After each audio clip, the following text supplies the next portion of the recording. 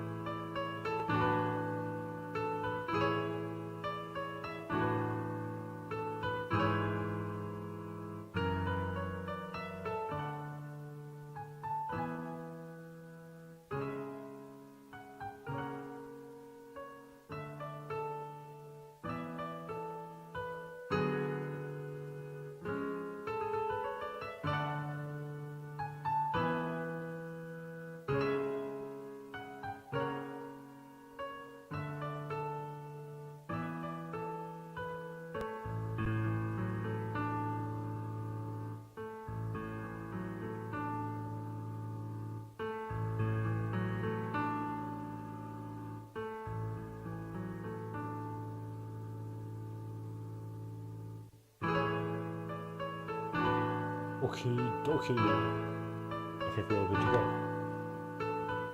Thanks, sound smooth. Probably. Let's go camera. Because I just flashed it a little bit, that's alright. Let me make sure.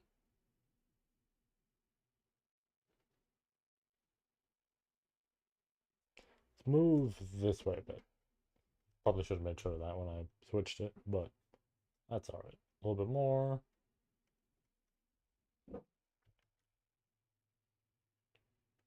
Alright.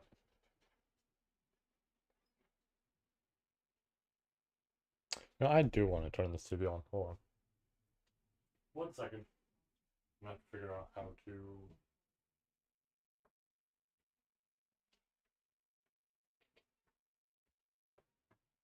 I think we could have some nice visuals on it or something like that. You know what I could do, technically speaking? Um, hmm. Okay, let me copy the stream link first. We could put. I have an idea for what we could put on there. I could try something. Uh, it would depend on if it changes what's on here and everything. Maybe not this stream, but uh, maybe this. That put it closer. Kind of, sorta. Okay. Uh,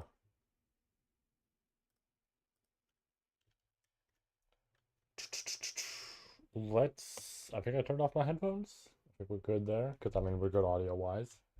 Uh, the camera feels oddly. Yeah, I was gonna say it feels oddly down a bit. Maybe I need to curve it. Um. Okay. Yeah. Uh. Oh, you know what we can do? I know what we can do. Because there's a new volume out at this point. So we might as well. I'm going to try and avoid spoilers. We'll go with this. Right? Oh, you know what I should do actually? This should be an alternative tab. I'm going to close that. I'm going to be careful going into this, right? We were on. We got past Scorched by the Sun. We got past Final Line, and we got past Flash Lemonade. Or Remnade, you know what I mean. Bit of a rough name to say. So we're on that. If we go to the YouTube link I can get my pop-out chat, right? Which is very nice. And then I should also go to Twitter and just post about this because I totally forgot, right? Uh, why is it that small? It could be larger than that. Boom. We make a tweet. Just says more Arc 9, more reading.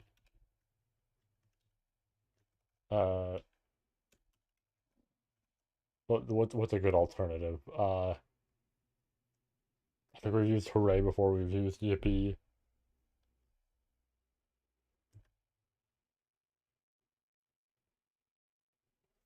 I don't know if I'd put how joyous before. I might have used how joyous before. Well, let's do that. Put in our hashtags. Right. And then arc 9. Alright, let me move the chair a bit back more. So it's in a better position. Boom. That should be correct. Should be all good. I wish it would embed it correctly on my end, but I think it's okay. I think if I open this in an alternative tab, it shows up correctly. It does, okay. It just sucks for me, I guess, but that's fine. I'm not the one who needs it. Oh, never mind, it fixed. Okay. With all that said, let's reopen the image that I just had, and let's put it over there. And now we zoom in super hard. How well does it show? Not too well just yet.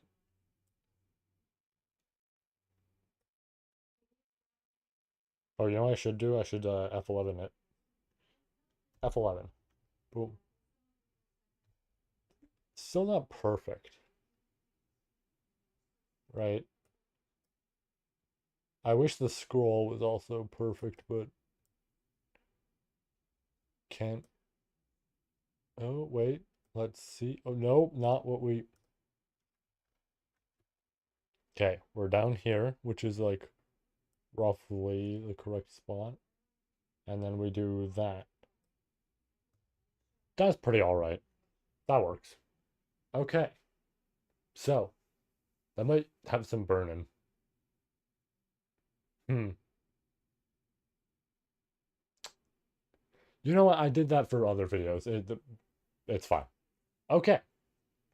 So, with that said, uh, I mean, technically we could put the chat over that. I'll think on that more. Definitely next time I'm gonna fix that up and have an alternative up and ready. But with that said, we are here. So I put potentially a triple in the title. I don't think it'll be a triple. I'm gonna make that brutal assumption right now. I don't think it will be, because here's the thing. So we're starting with a short chapter. So I believe that we could have done a triple. Did kind of hold that firm belief. But why was it doing that? I guess because I was moving high up. I don't know. I did kind of have that firm belief of, you know what? It might be all right. Uh, but in regards to that, where's my chat? There's my chat. There we go. Perfect. Okay. In regards to all that, so we are starting off with a short chapter, so I did believe we could have. However, I'm not gonna lie, didn't have the most perfect sleep, right? So I don't know that I'm gonna want to be here for a very long while, right? So as much as I would love to do a triple, I don't know that that's happening. Now, that said, a double, I think we can do that. Absolutely. Like, this next chapter is going to be short. It's only going to take us about 45 minutes, probably, based on the actual word count, because it's like 3,000 words or something like that. And the next chapter, I don't know what it'll be like. But I will say this. If this chapter and the next one are relatively short, I am not opposed to doing a triple in that sort of scenario. I just, something tells me that Tepe wrote a short chapter right now and everything else isn't going to be short, right? I feel like that's pretty standard. I did that with Arc 1 of Act 2, where a singular chapter in there is about 4,000 words, and then everything else is 6,000 or more, right? Something tells me he did the same shit with this. So I'm a little bit hesitant to really say for a fact, oh, we can do a triple, because kind of depends, right? Uh, Definitely had my sleep been better, that would have been all right. That also wasn't related to the technical difficulties. That was completely separate from that. It was just that was a different issue entirely for me. As for the whole sleep thing, that just determined how much we were doing, right? Because at the end of the day, I was gonna make it on time. It was just that shit happened, and then I was like, okay, well, have to delay it a bit, but that's all right. Anyways, we're here now. Right, that's what matters. So I'm excited because so far, not even so far. I mean, Arc 9 has been very exciting. But the last few chapters, oh boy,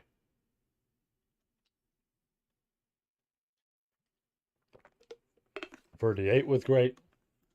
39 was great. I want another drink.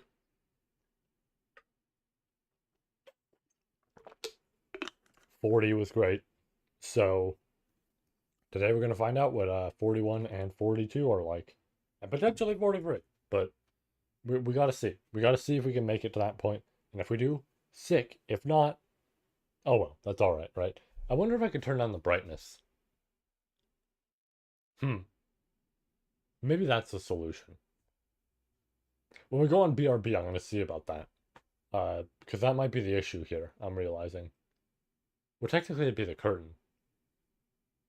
That curtain's a little unnecessary. Hold on, let me try something. What if I do this? Does it show more clearly? It shows more clearly, but it's not perfect. Because if I did this, maybe. No, that made it worse. Weird. Oh, apologies for that. Yeah, that made it worse. Interesting. Okay. Well, not sure what that's about fully. Let me actually turn this down a bit because it's a bit rough. Um, yeah, I don't know. That's all. It's been fine before. It's been fine in the videos. That's so strange. Oh wait, why did? Hold on.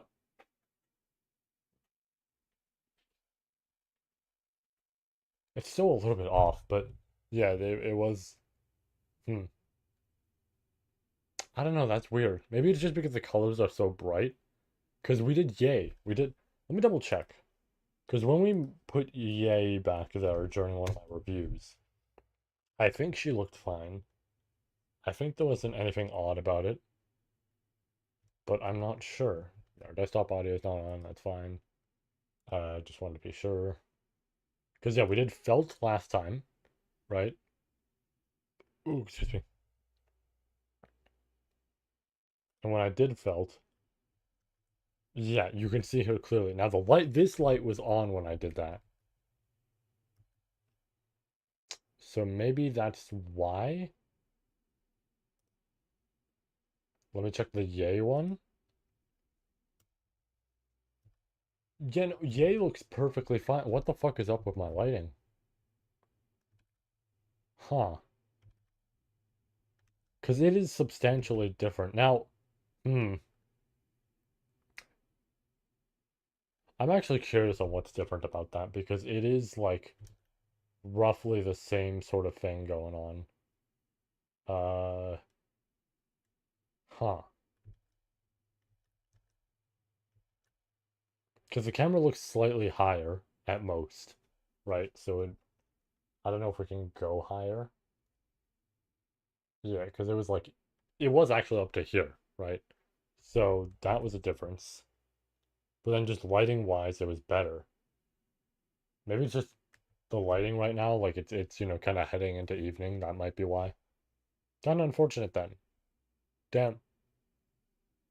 Still, I'll see if I can adjust the brightness after. I know this is very minute and pretty much doesn't matter, but I did want to see if I could have that in the background, and now I don't know. Okay. With that said, though, that's not super important. Let's click on this. Hopefully, this time it's on the WCT. It is. Sick. All right. Yeah, this time it's not the pop out chat, which I understand why that happened, but okay. Here we go, 41. I am excited. So yeah, this is a shorter one from what I saw. This should be about 3,000 words, maybe like close to 4,000. I don't know, but that's still pretty damn short.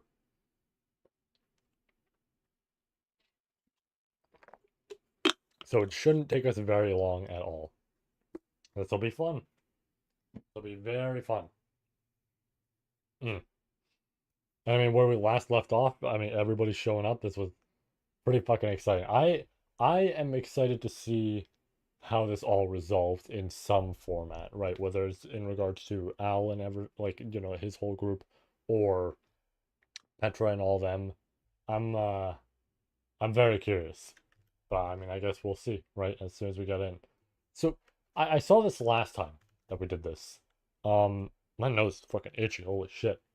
Um, so I saw this last time, which is very interesting. We've never had this sort of thing before. So God, Buddha, Ad Logna, for as long as I live, I hereby vow to never imbibe. Huh. Huh. So obvious thing about this. I'm looking at the title and thinking about it. I feel like the obvious thing is judging off the first two. This is coming from Al, right? I feel like very obvious because the general idea we have here is, or with ReZero naturally, in the world of it, is that these sort of concepts of like, oh, God and Buddha and all this aren't necessarily there, right?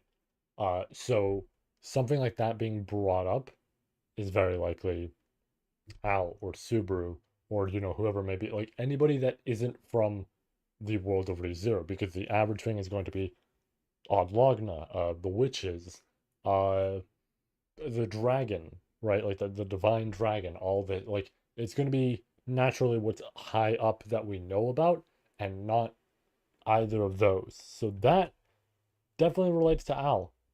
And obviously, that is, this eerie sort of, maybe not foreshadowing, but something that, tells us, okay, what's on the way, right? It might heavily relate to him and might means something huge is going to happen, because right now he's in a battle that he's not winning too well, right? He is in the air. He's getting jumped by, you know, she's hard to see because she's a pale white, but you know.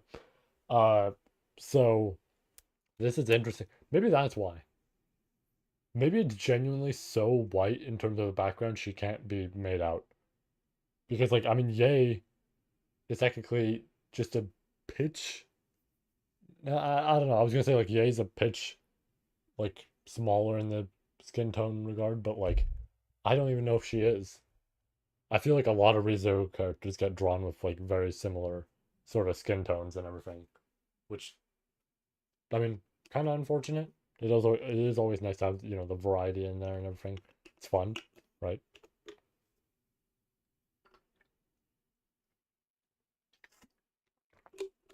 You gotta let that creativity boom with like all sorts of colors, outfit colors, hair colors, right? But skin tone, obviously another big part of that. Um, okay. So, yeah, so we're starting off with Petra's stuff. Interesting. Okay. I guess we'll see the owl stuff later, presumably, but we'll get there when we get there. So this is a short chapter. It probably won't take very long to get there. But with that said, I think we are good to go. So audio's all good, right? It's not on the camera this time, thankfully. Well, it wasn't last time, but I mean, it just means we got to jump into it immediately. All this set. Got my water. I could take an extra drink just because. Uh, yeah, everything looks fine. I think we're ready to go.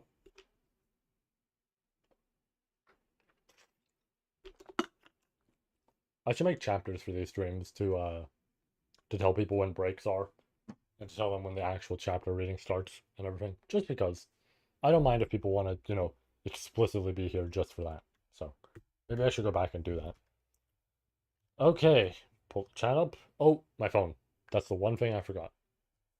Need to turn all that off. Forgot I was about to log into Doken. Don't mind that. We're not going to be doing that right now. Oh, there we go. That was weird. All right. Let's get right to it.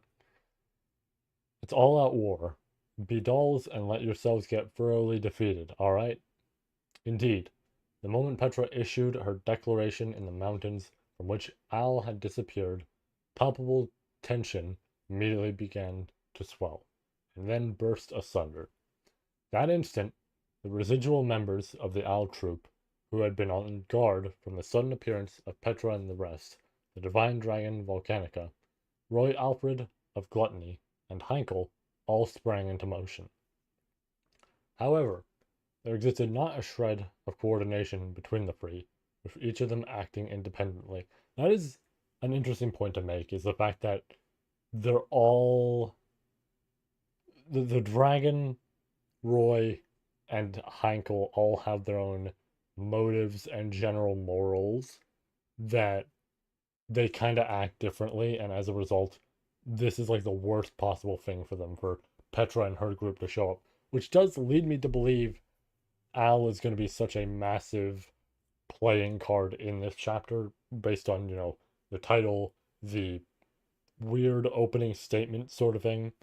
I feel like that's really going to change the scales here. Ooh, excuse me.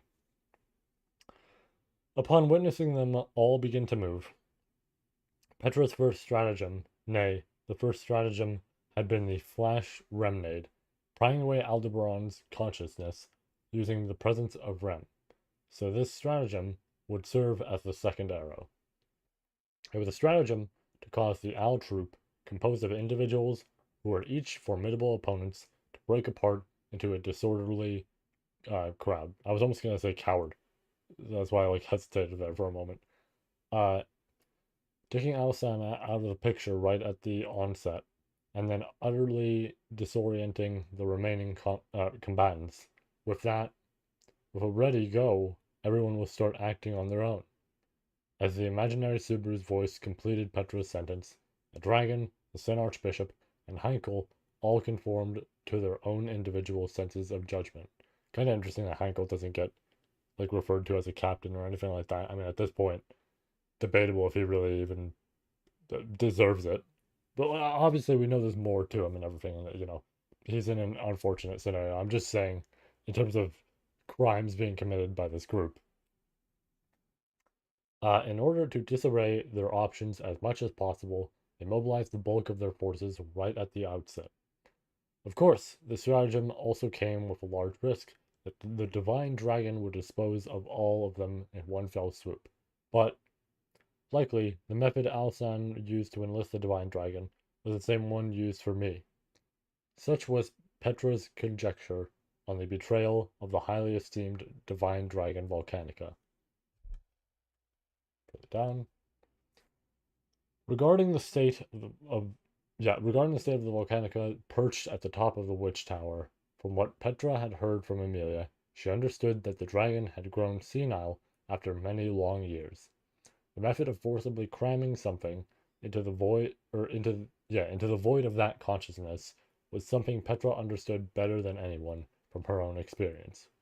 Just as Petra housed Natsuki Subaru in part of her consciousness upon reading the Book of the Dead, there was a high chance that Volcanica now housed an existence cooperative to Al, and that existence shared quite firmly in Al's objective, deciding to make an enemy of the world alongside him. There did Petra stake her gamble, on a vow of no killing shared between Al and Volcanica. Her. I hope you all enjoyed that sound effect. Uh, at the outset, the one to execute the first strike was the divine dragon, maneuvering its enormous body with agility. The dragon's mighty maw gaped wide open, and it unleashed a breath that shone with a light of destruction, reducing all to naught. Such was not the case. Instead, unleashed was a mist of fresh water manifested from the dragon's vast mana. Starting with Petra, it engulfed the Royal Selection combined forces, the Aldebusters, in one fell swoop, moistening all of their bodies. For a moment, confusion stirred due to the uncertainty of the divine dragon's aim, but those doubts were quickly dispelled. The sound of the atmosphere creaking struck upon their eardrums, and they were hindered from readying themselves immediately. Upon looking, Petra and the rest glimpsed that their moistened bodies had begun to glitter with frost, and that they were about to be flash frozen. Olgoa. Within an instant, the forest upon which a white fog was adrift was overturned by a blazing red conflagration? Guess so. Yeah, I was gonna say it's probably Roswell, and I see Roswell's name right there. Which is partially why I took a little bit more of a deeper tone, just a little bit, but, you know. The freezing via dense mist that the divine dragon had aimed for was suppressed by the power of a swelling flame that seemed to enshroud the entirety of the visible surroundings, instantly falling the glaciation and even drying the moistened bodies in the blink of an eye. The one who accomplished that feat stood at the center of the formation with a finger raised, having obstructed the divine dragon's aim with just a single incantation. And while his personality was just the worst, his skills were that of the greatest magician in the kingdom, Roswell L. Mathers. Needless to say, the higher the level of magic, the more delicate control it required. On top of having immediately responded with magic of the old tier, which by no means was easily usable by anyone, the glaciation of all present had been utterly annulled, even going so far as to dry their clothes whilst leaving not a single burn.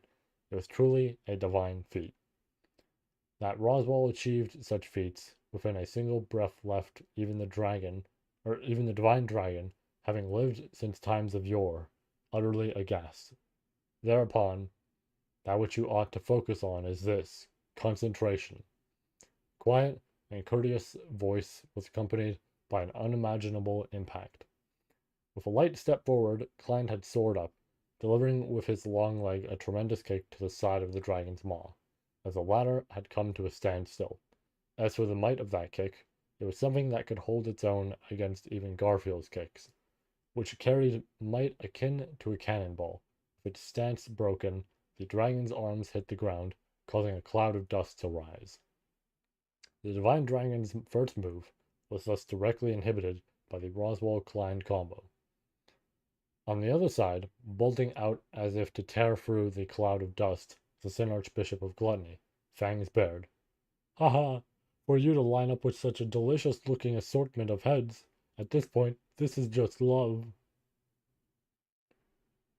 No, yeah, I'm excited. That's partially why I almost wanted to do a triple, right? It's just because I did kind of I did want to kind of see if we could get caught up quicker. Oh, now it's okay, so it's the sun. It's the sun that's not letting that show.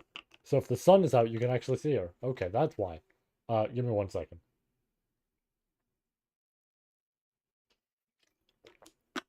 Yeah, it's partially why I wanted to do a triple because it's like, oh yeah, I would love to be caught up, right?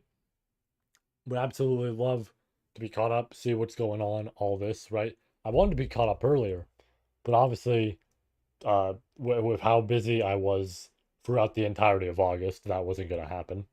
Um, so that was unfortunate, but it was all right, right? Um, and again, what worries me is that I'm gonna start writing. I don't know what happened with my voice though. Shit. What worries me is that obviously, I'm gonna start writing again, and then Tepe is gonna write the next volume, and I'm gonna be like, well, now I gotta balance this. But yeah, I'm having a lot of fun getting properly caught up, and I'm excited. It we're almost there. We are almost there, right? This is 41. We'll be at 42. I will technically like we'll be reading 42 and then potentially 43, and if not, we save that for next time. So we're good. Also, actually, I meant to say this, peeps. Um, Next Saturday, we are technically good if I want to try and stream that day or Friday. There's not too much of a concern. Uh, Obviously, I might have to keep it short, right? But should be good overall. Maybe not Saturday, but I'm just saying like Friday, I might be able to extend things just a little bit, right? So we might be able to finish by then, just in case, we can't normally. Obviously, like for example, I wanted to try yesterday. I wanted to try streaming yesterday. That didn't work out. That's all right, right? Because I mean, if we do two today, let me calculate it again, right? We did this last time. Let me calculate it again. If we do two today, we get 43, 44 on Monday, then 45, 46 on Wednesday, 47, 48 on Friday. I think that's perfect.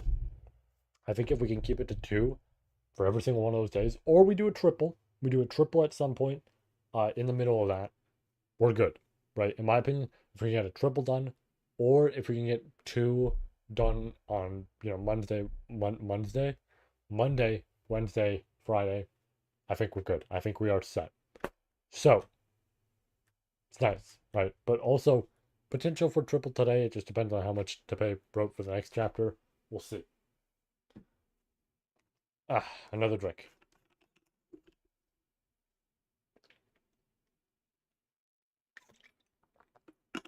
A little bit more. Also, despite the sun fucking shooting its beams upon me, good news. It's not hot anymore. Because weather here changes like snapping your fingers. It flip flops.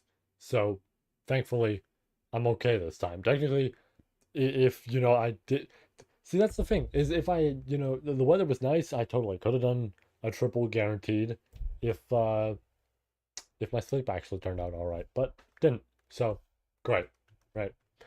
Um, all right, back to it. Uh, we were right. We were right at the end, and I meant to scroll. Did I see that there was double art for this chapter? There might have been double art for this chapter. Exciting if true. Oh, I see him mentioning Ram. Pointing towards the front lines with figure that spilled? Yeah, spilled his drool. Roy, unlike the divine dragon, who had attempted to stop all of the Aldebusters, swiftly pounced at a singular, clearly defined target. Complying to the Fern, I guess, Fern instinct known as appetite, Roy closed in on his prey with bizarrely refined precision, and the one set as the target for Roy's, or not for Roy, for Gluttony's foul tongue, with the pink-haired maid standing amidst the formation. Of course, yeah. Ram, touching upon something undetectable to the eyes, the outreached hand set the table for the meal. calling out that name. Roy grinned from ear to ear and called out by that name. Ram's congealed expression crossed gazes with him. The subsequent instant, the Sin Archbishop gave an us that gave a lick to the palm that had touched her. The authority of gluttony wasn't. Oh yeah, I was gonna say, like that's way too quick. He totally, or not he, but they totally disguised her or some shit. The authority of gluttony was invoked, and there did a new tragedy begin. Not. More. Eyes wide open, Roy clutched his mouth at the recoil from his misfired eclipsing, nauseating sensation akin to vomiting. Before Roy, as his steps began to falter, Rem twirled her body in splendor. Truly a fool. Rem's knees shot upwards, casting a vivid strike up into the Sin Archbishop's jaw. Shit, shit, shit. After coming this far, the divine dragon and gluttony, compared to those two who, while so, wait. Hmm.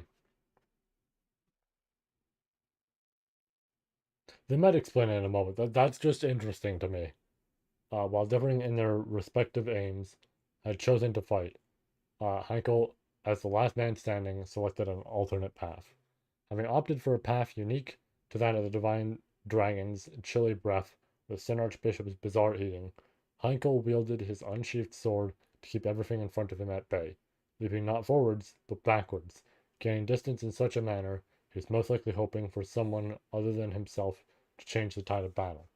However, nothing so convenient will come to pass, honorable family head. Honorable family head. In truth, I have always wanted to do this. Thereupon descended the twin sisters, having waited in ambush atop the trees since directly after the activation of compression. Flam and Grassus, they were twins who served the Astrea family, but ironically, the one whose torso they slammed their kicks into from both the front and behind happened to be the man who was the very family head of the house that they had served. The kicks from the sisters who had mastered the flow method gave rise to an explosion or explosive roar unthinkable for girls of such petite build.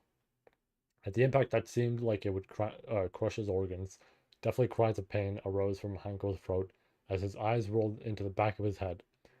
With these three avenues of impacts all occurring almost simultaneously, their strong start had unfolded exactly as planned. And in addition to that, now here's the game changer. The imaginary Subaru snapped his fingers, and though only Petrol was able to hear it, it rang out loudly. With that as a cue, an alteration was birthed in the battle situation. Another division by the way of compression fractured the owl troop even more. Interesting. Hmm. Okay. I'm I find the Ram situation kind of curious because I'm like, oh, maybe it's a disguise sort of thing, and maybe that was, and didn't I missed out on something here and there. But hmm,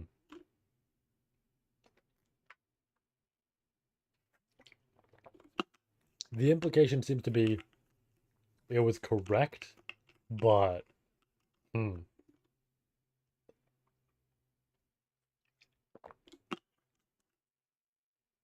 because like they also had to move out before they could properly plan that sort of thing.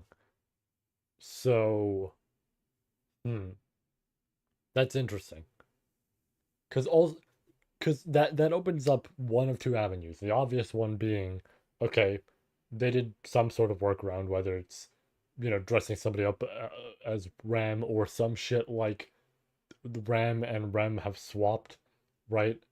But that also doesn't make sense because Rem is literally, the water magic user and everything. Then again, well, no, because Rem's entirely wind. Like that's why she raises that waterfall and everything. Um, So, little strange there. That or there is lore we don't know about in regards to Ram.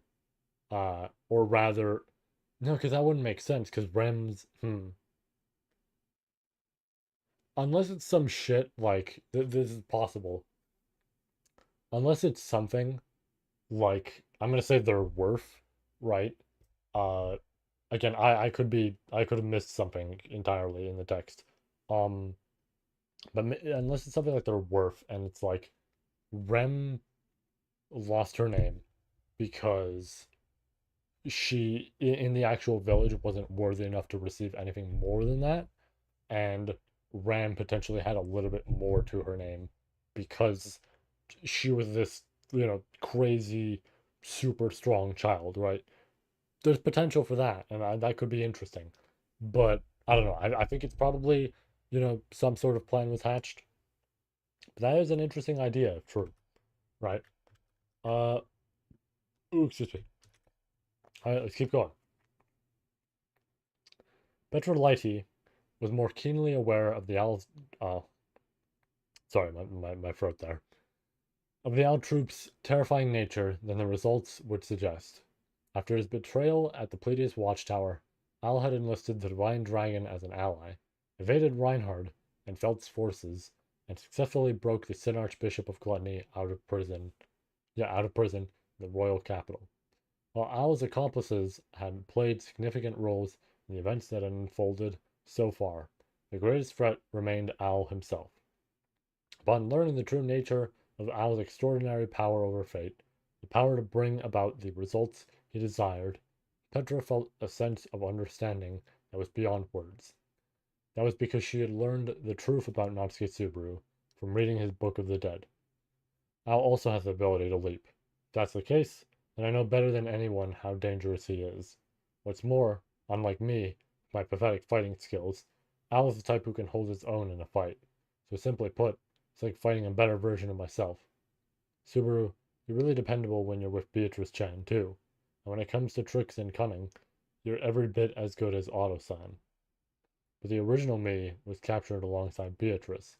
As for tricks and cunning, they really aren't the kind of skills that strong people brag about.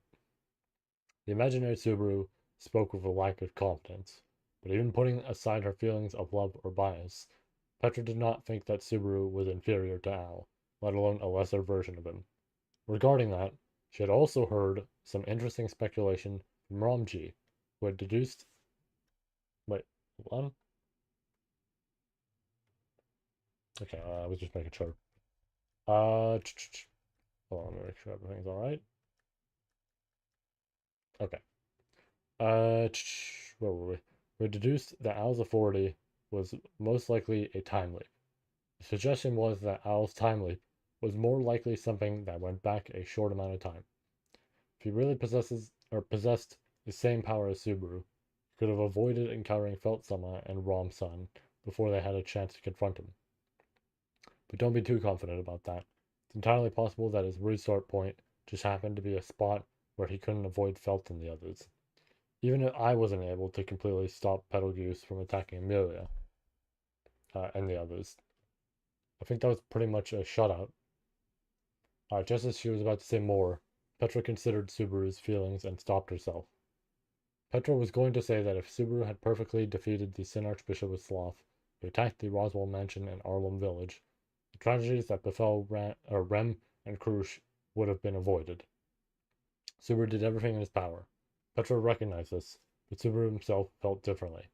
Sadly, this led to Natsuki Subaru's low self-evaluation, which Petra found extremely frustrating, but setting that aside for now, it's not just the ridiculous Alsan, but also the Divine Dragon, a shinobi maid, a Sin Archbishop, and even Heinkel-san, all working with him. An unbelievable members list. You know, I mean, I guess at this point he would get familiarized with Heinkel with. Oh wait, yeah, okay, they're about to bring that up. I just saw what she mentioned. Uh, a dragon, a ninja, a Sin Archbishop, Reinhardt's dad. That's right, that's Reinhardt's dad. This isn't going to be easy. As for Heinkel-san, no comment.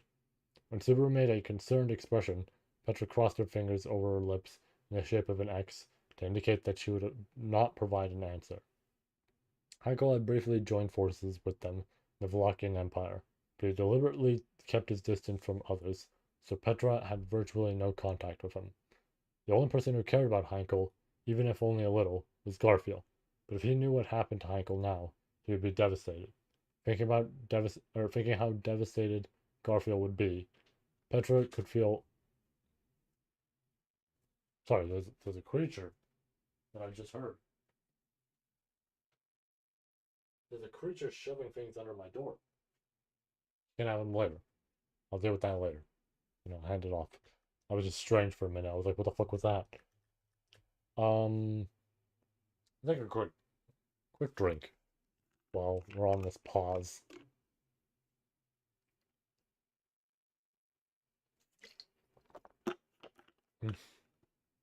Damn, we're already halfway through that.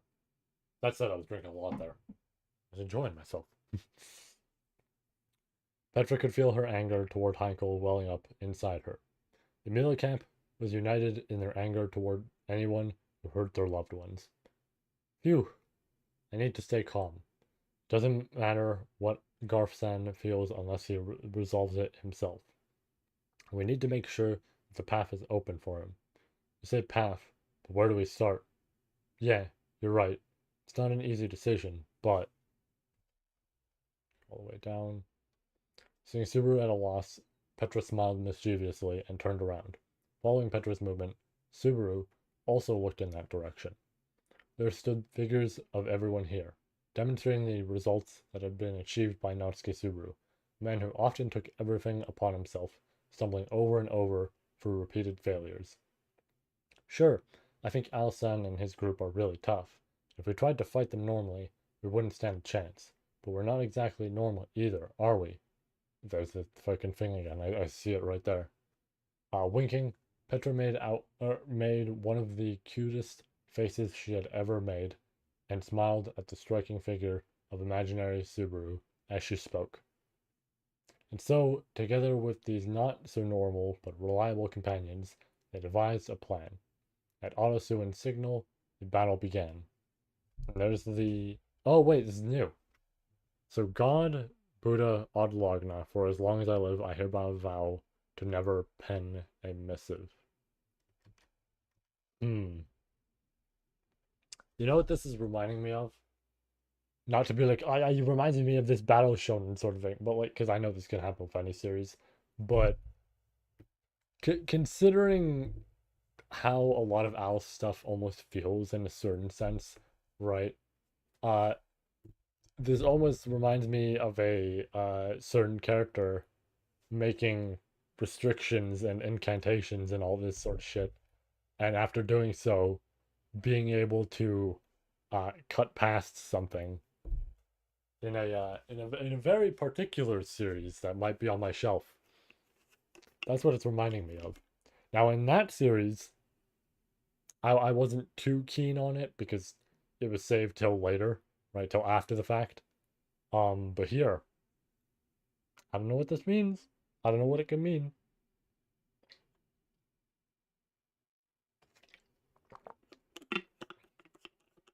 Because they're not at the city yet, right? So it's not like they have the geyser ready or anything like that, or like they're ready by the geyser. At least that's the implication. Uh, let's go down a little bit so that we're just there.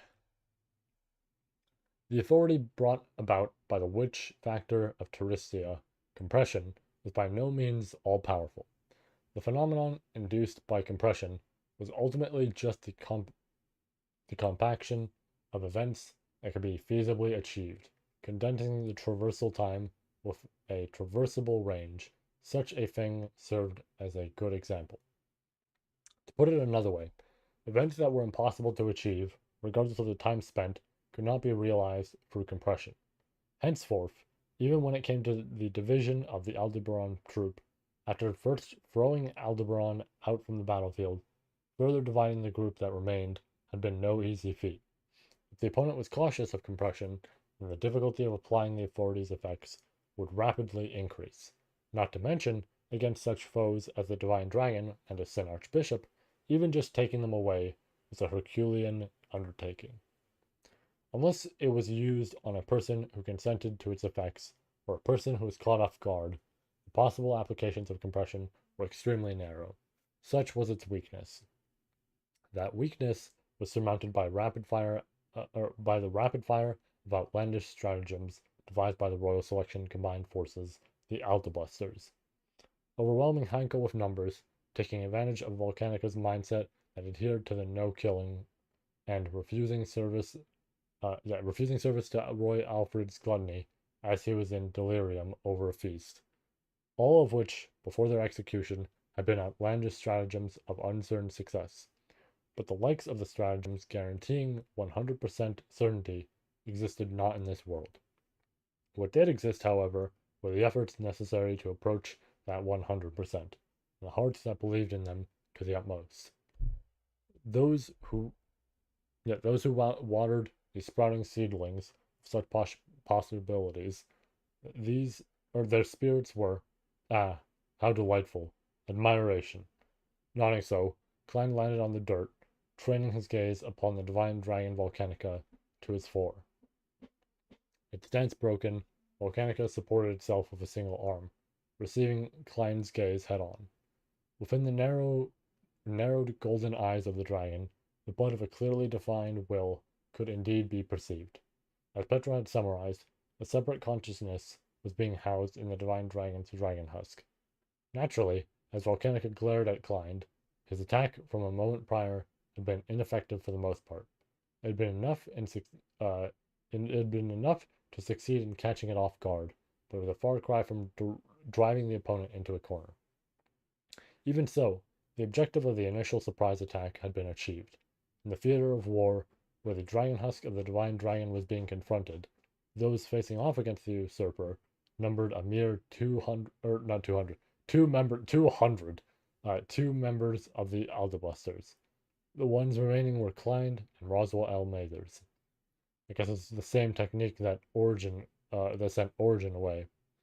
Lifting its body with a hand planted on the ground, the divine dragon muttered in a low, solemn voice.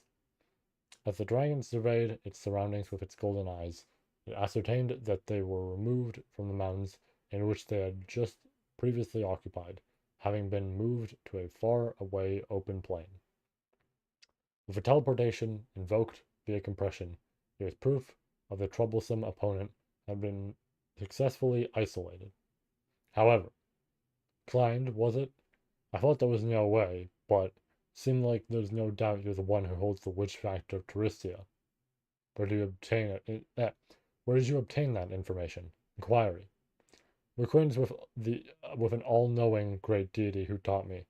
Regardless, it was only something slipped in amidst all their blabbering, so I couldn't even remember it until just now. As the divine dragon shrugged its shoulders in an extremely human-like gesture, from its mouth came the term Touristia, and an identification of the witch factor's holder. Faced with that, Klein pondered its words. If the usurper was capable of extracting information from the dragon husk, then there would have been no doubt about it knowing such a thing.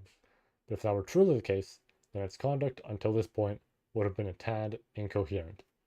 In order for it to make logical sense on both fronts, it would mean that while the usurper had yet to attain full mastery over handling the dragon husk, it had somehow heard about Klein's circumstances from someone else.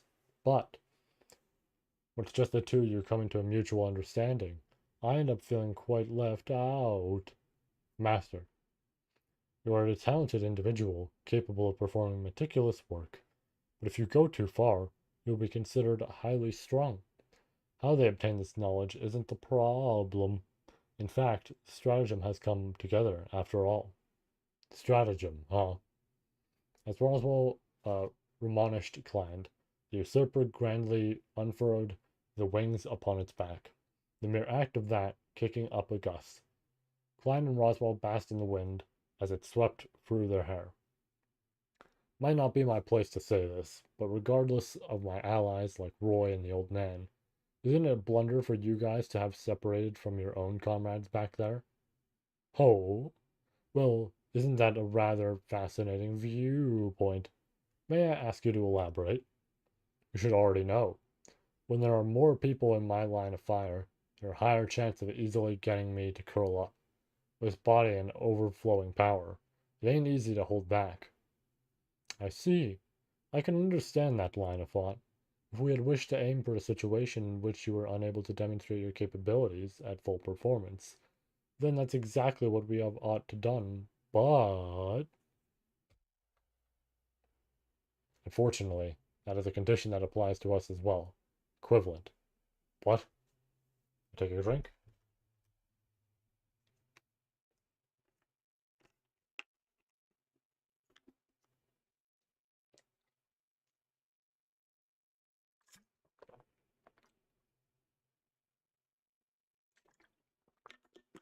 Alright. Good to get back into it. I might want to close this after the break or something like that. Because it is going to also be like 7 after that, so. Or at least most likely, because we might almost be done. It is like, it has been like half an hour, so. The usurper of the dragon husk had implied that they should not have prepared an environment in which it could run amok. But at Klein's comment, it narrowed its eyes and then proceeded to immediately widen its eyes. As if to encircle the divine dragon, multicolored lights were afloat, no gaps between them. Ooh, excuse me. At a glance, they appeared faint and colorful, like a gathering of micro-spirits, materializing in a pool of mana. But anyone with a certain extent of magic knowledge would be able to tell that each and every one of these pale lights was a cluster of immense mana, flickers of great magic, housing dreadful power. Of course, their origin went without saying. The strongest magician without peer throughout history. Please don't praise me like that, yes? Oh, that's interesting. It's as if he's saying it out loud, but it's the narration. I like that. Please don't praise me like that, yes? For you to evaluate myself as such, despite knowing teacher, I don't know why I said that like he was extending it, is an indiscretion that terribly pains my heart, after all. Seemingly having read his innermost thought. Oh, never mind. Okay, fair enough. Read his innermost thoughts at a glance. If Roswell were to demonstrate his true ability at maximum firepower, any surrounding allies would serve only as a hindrance. And thus, the same goes for me as well. Assent. As he spoke, Klein raised up his hand, removing the monocle, over his left eye. Klein with himself. uh, That instant, the atmosphere faintly trembled. That which was faint gradually magnifying little by little until it crackled through space, and the earth began to roar. A special monocle, it was not. What was necessary was a shift in mindset, a step of resolve to return to the self he had sealed away in the past. By never taking that step, Klein had forced himself to remain as a bystander. A bit further down, a bit further up. With that melancholy and despondence, or dis, despondency called out by the girl who harbored a shining soul, Klein felt ashamed of himself.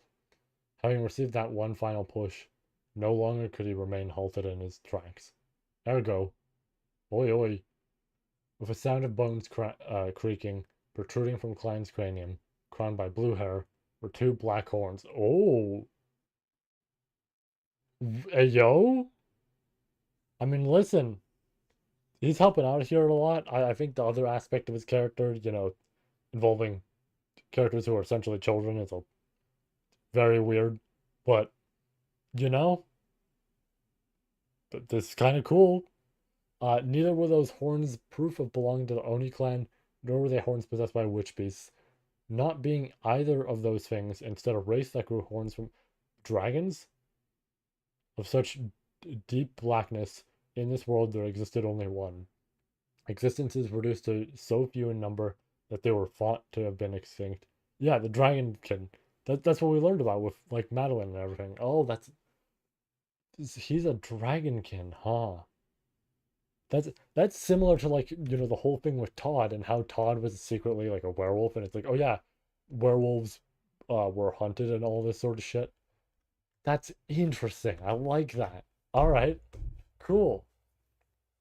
The neon genesis of the almighty dragons, they were a new race that had elected to shed the dragon husks in favor of assuming the form of man. Klein, too, was one such dragonkin, but also a being who bore a special meaning to this world. That was because, finally, I've identified the source of this strange feeling. So you're, oh fuck, yeah, because, okay, okay, hold on. I need a drink before I discuss this. This is huge. This is a big fucking deal.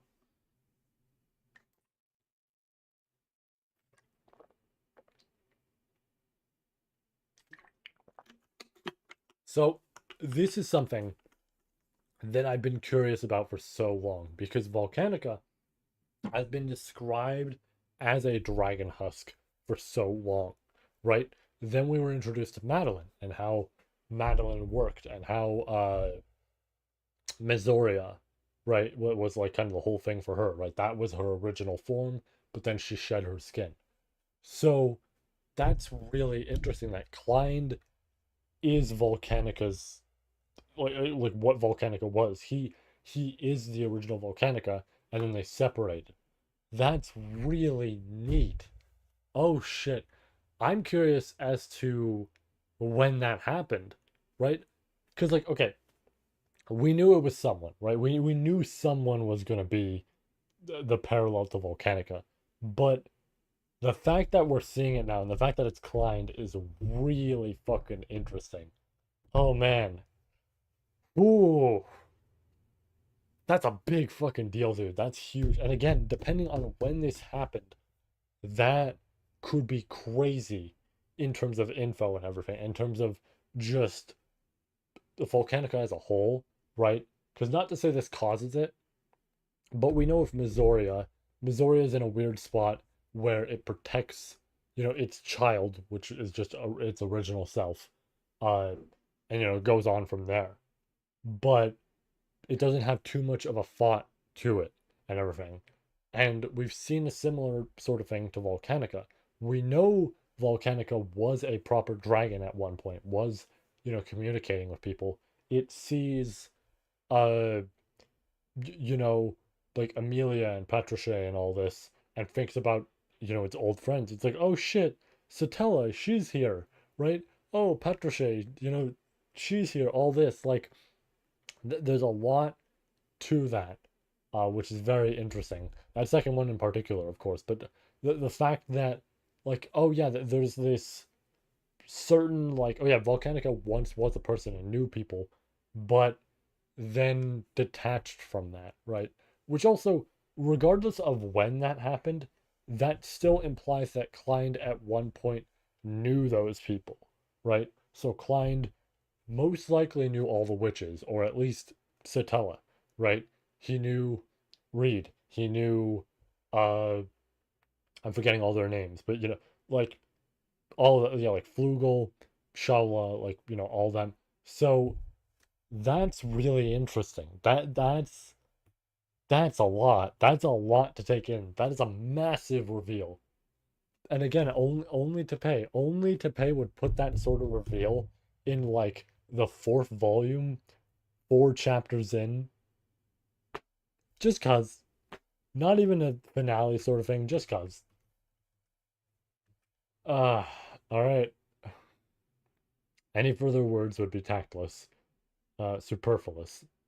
The usurper still attempted to exhaust further words, so Klein cut it off directly. No matter who it may have been, there existed nobody who held a greater right to silence the usurper than Klein. None were more worthy than the original owner of that dragon husk, now purloined by the usurper. The witch's disciple, Roswell L. Mathers, divine dragon, Volcanica. Sending powerful magic adrift, Roswell gave his name, or gave his name with his feet planted on the ground, meeting with that due process or procedure. The usurper shamelessly proclaimed itself as such. Okay, I guess it was ending the chapter like that. Oh, there it is. Sending. Wait, that was it. Yeah. Just how long had it been since he had followed that courtesy, placed himself atop the stage, with such thoughts in mind? As purple lightning surged around his body, Klein too gave his introduction. Dragonkin of the Divine Dragon, Klein. That instant, the two who bore ties to the Divine Dragon leaped into action, and the magic that had been deployed unleashed its true might. thus with a crash and destruction reminiscent of a natural cataclysm serving as the impetus. The battle between those who knew 400 years commenced. Fuck, dude. We gotta go in like that art, but oh man. Let me just switch over. Fuck, dude. Oh yeah, you can see it properly now. Sick. The sun's also in my face. Oh. Ooh. That's a big deal. That's a big fucking deal. Holy shit. Oh man.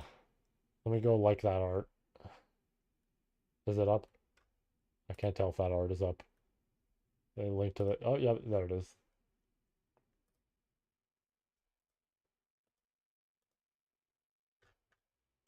Alrighty. Ooh, that was a good short chapter. That was a short chapter that had a whole lot to say, and that's crazy. I see another like incantation sort of thing, I'm gonna call it. Oof. Let me get the word count ready. I know we gotta switch it back. I mean, not really, because we're gonna go on BRB in a second. I want to make sure that was yeah, that was the full length. That is how it works now. I'm very thankful for that. Okay. So I see this is a Roy chapter. Yeah, so it's 6,000 words. That'll be the last one for today when we come back from our BRB. But we're gonna go on BRB. We're probably fine on this, honestly. If I have to turn on the light, it'll probably be okay, right? I mean, right, if I do this and then I do this, I'll fix that. You know what? I'll fix that. That's fine. We'll we'll we'll fix that momentarily. Okay. But with that said, we're gonna go on BRB. That was fucking great as a short chapter. Man. Oof. That's a lot. That's a lot to take in for just a short chapter. Damn. That's a lot. Ooh, excuse me. And it seems like the next one's gonna relate to Roy. So we might find out what's going on there. That's huge. Okay. Again, we're gonna go on BRB, so we'll be right back.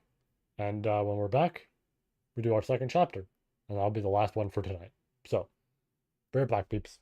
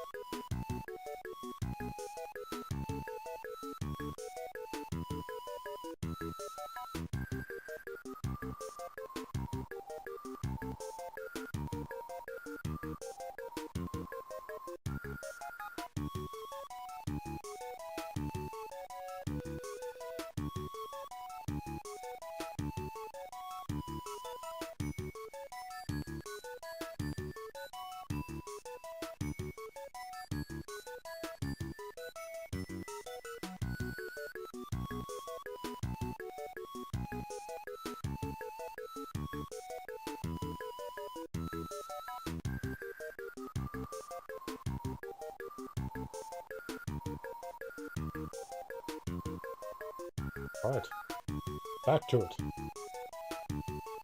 I didn't actually look at how my camera looks, so we're gonna find out as soon as I change it. We're gonna all find out together. Hooray!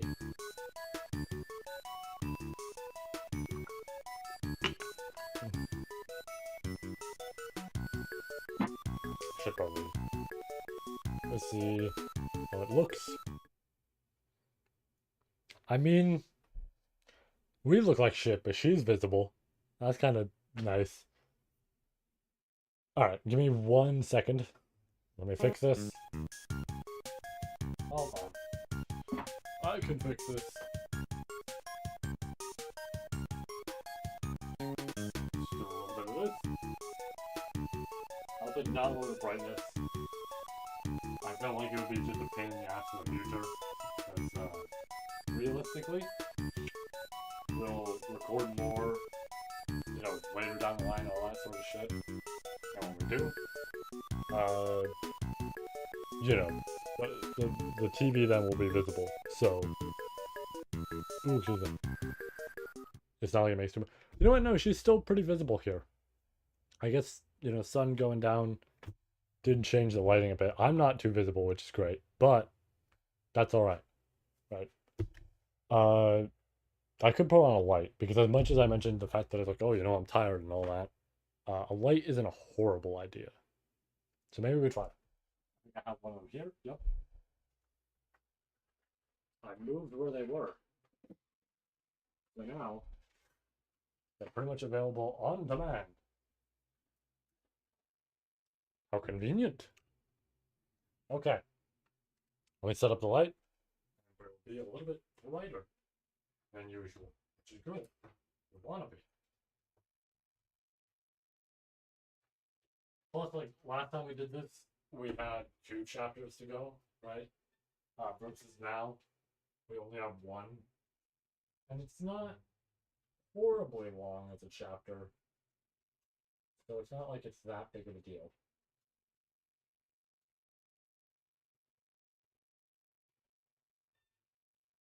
I need a light.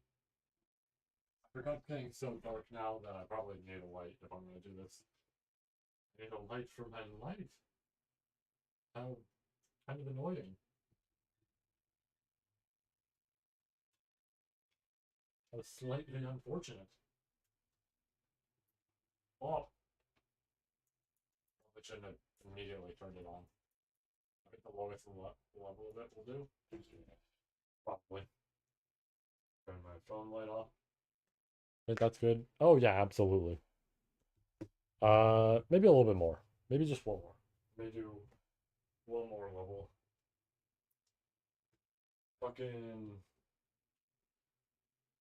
That's much better, actually. Yeah, man. When a certain episode or two of a web series drops, I guess web series, YouTube series sort of thing, whatever it may be, however we may classify it as. I'm probably going to be needing to use these lights a lot because I'm going to try and keep the room dark. So,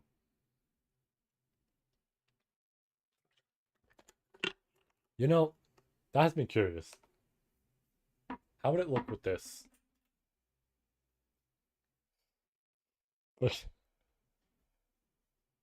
kind of, I kind of like this lighting, but obviously not for this. Just, you know what I could use this for? I just realized what I could use this for. I need to keep this in mind. I need to keep this in mind because, like, if I go this way, right? Maybe not this way. Okay, maybe not. Maybe like this.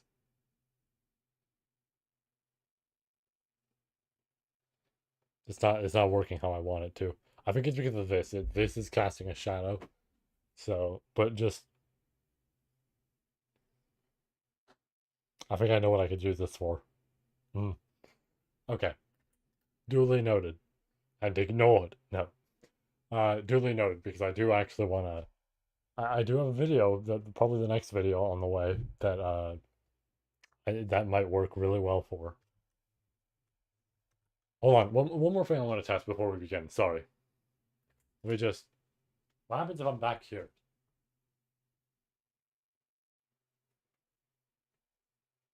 Okay, it's bright enough that you still see me.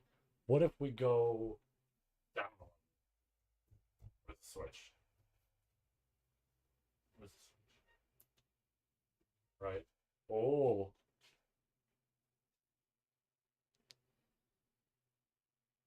top 15 scary stories. Number 15, student gets naked. I don't remember the actual thing, so I'm just like quoting it incorrectly. So you can kind of see me in here, and at the same time you can't. Okay, enough fooling around with that. Let me turn it back up a level. So good to know. Okay, that actually helps me with the video on the way.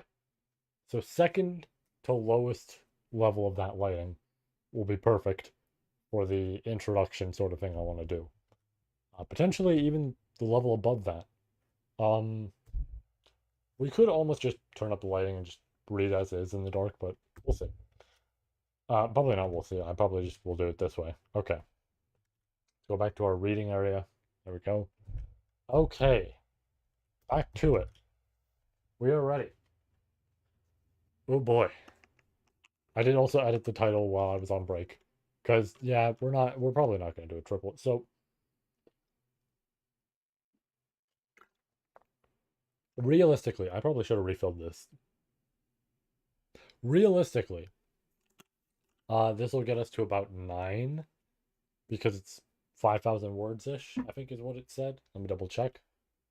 We're just gonna go to the word counter. No, it was actually 6,000. It was 6,000. All right, yeah, fair enough. So that is about going off calculations of what I mentioned before. That is roughly about uh an hour and a half. So that will get us to 9. Therefore, yeah, another chapter is not happening, unfortunately. Maybe if it was 3,000 words or like lower, maybe, right? I can double check what it's like, after this when we're done. But other than that, I don't think it's happening. That's fine. We don't need to, constantly do a triple chapter sort of thing. Again, I'm not opposed to doing it at any point next week, right? At any of the dates I mentioned, I could just make it a triple chapter, and then that makes it easier to finish off in the week. We'll see on all that, right? That we can hold off for now and everything. So that's all cool. For now, we're just keeping it simple. That's all that matters, right? And we'll see when we get to the next chapter and checking the word count and everything. But for now, we're on to this one. All right, cool. It's about time. So, uh, for as long as I live, I hereby vow to never clutch a stuffed toy. This is so odd, right? The first two were odd before, but this extra one in here is interesting. Because this is such a minor sort of thing. It's not like this huge deal to what seems like an incantation sort of thing, or just, a sacrifice, something, a prayer. And it's like, that's such. Hmm. I'm very curious. I'm very curious on where this is gonna go. Oh boy. All right. Let's just let's just keep going. Okay.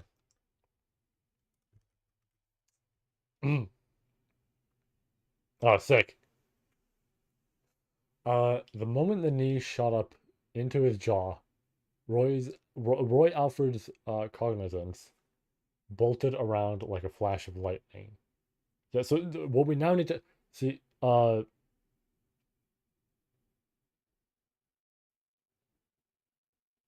Oh wait. Oh, it's.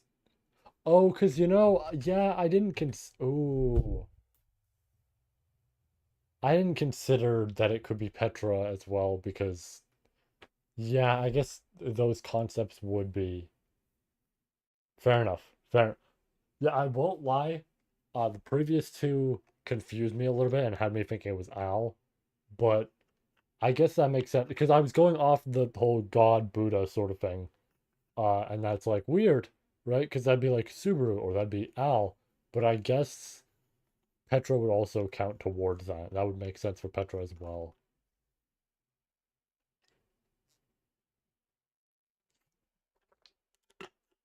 Yeah, that's what I was thinking, right? It's like naturally it's gonna come from him, right? So she has his memories, and then it forms from that. That makes sense, right? Because otherwise, like when I first saw them, I'm like, what the fuck is going on, right? This seems like Al or Subaru, because naturally it would be them. But yeah, I didn't think about that. That's a good point. That would be Petra, huh? I guess this one makes it a lot more obvious that it would be Petra. There are four illustrations for this chapter. Holy shit! It's not even that long of a chapter in comparison to the other ones. What the fuck? Okay, okay, there's four illustrations. All right. Uh, no, yeah, I was genuinely stunned by that earlier. I was discussing it earlier as it it kind of makes sense in a certain in the way of we knew there was something with Volcanica. We knew for a long while, right? Because as soon as they revealed the information about Madeline, right, and how Madeline separated Dragon from Dragonkin, right? Uh, or like I guess the husk from the kin, right? Um, as soon as we had that established for her, that was a clear thing of, oh, so Volcanica is the same, right? And we just didn't know who. So it is crazy to see, like, oh yeah, it's Klein. It's been Klein this whole time. That's uh that's a lot. I mean, that puts him in a spot where obviously he already had a bit of a pivotal role for like training Subaru and everything, but that puts him in a spot where he's pivotal for the end of the series because he knows more than some of the others do in regards to, 400 years ago and all this sort of shit. So that is a pretty massive deal. That is a pretty huge deal. Let me take another quick drink. I should maybe refill this. When we get low, I will. When we get low, I'll make a quick run, refill it, and then we'll go from there.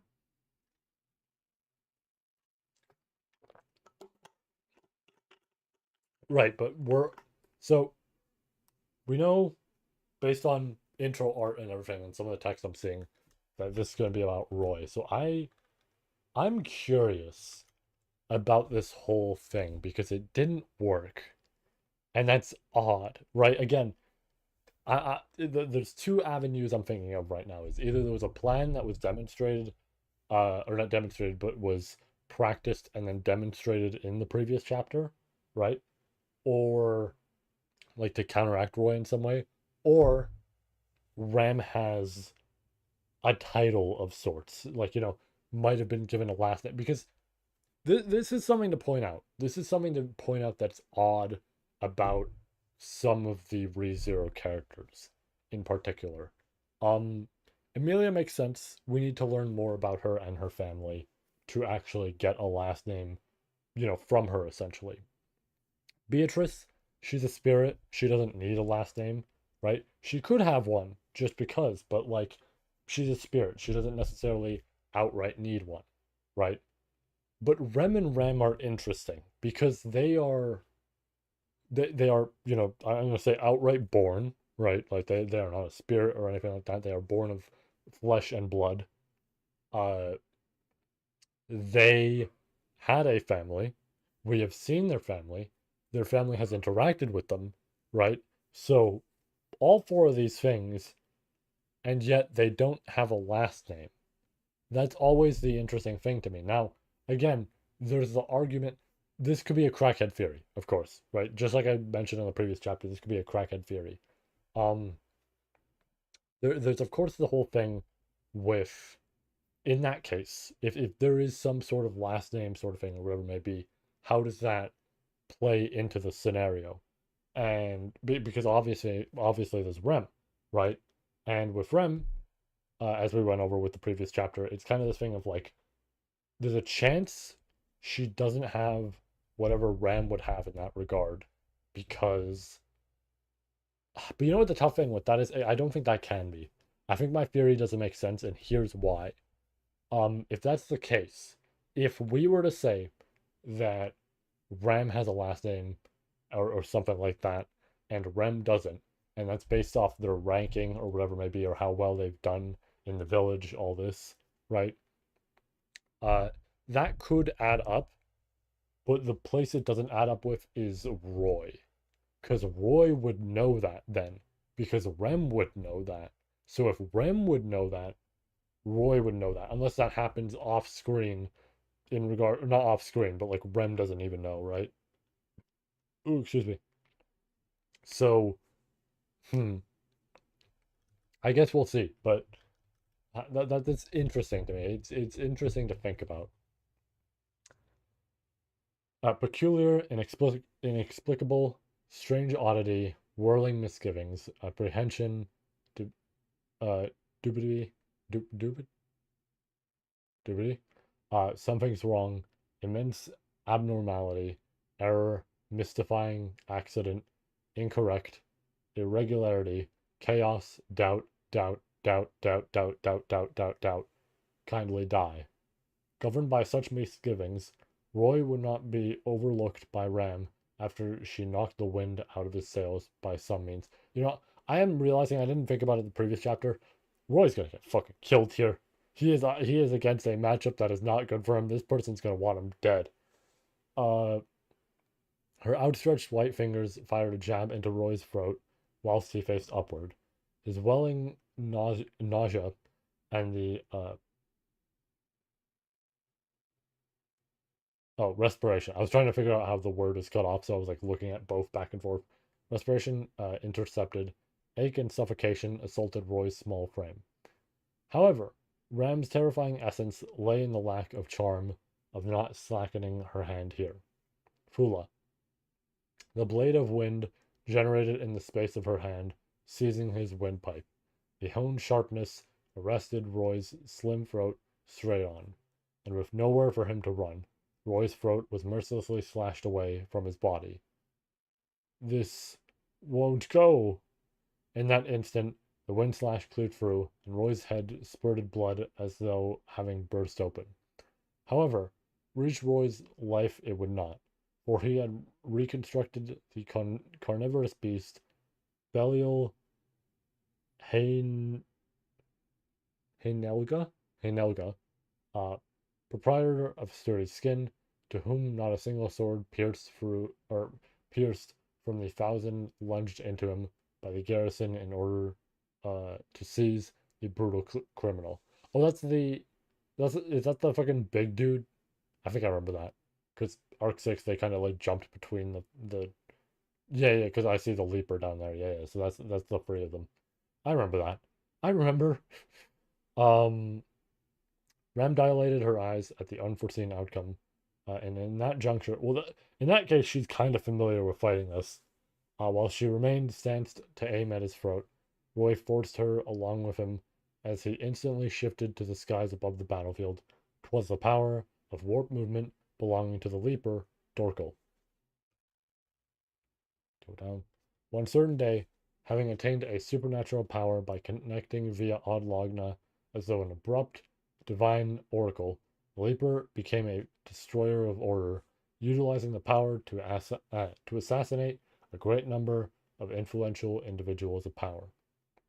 That warp movement indicated no signs of an advance, and as Ram stiffened upon being transpierced by the unforeseen astonishment, he held her down with brute force and used that interlude to conduct an evaluation of her as prey of the battlefield.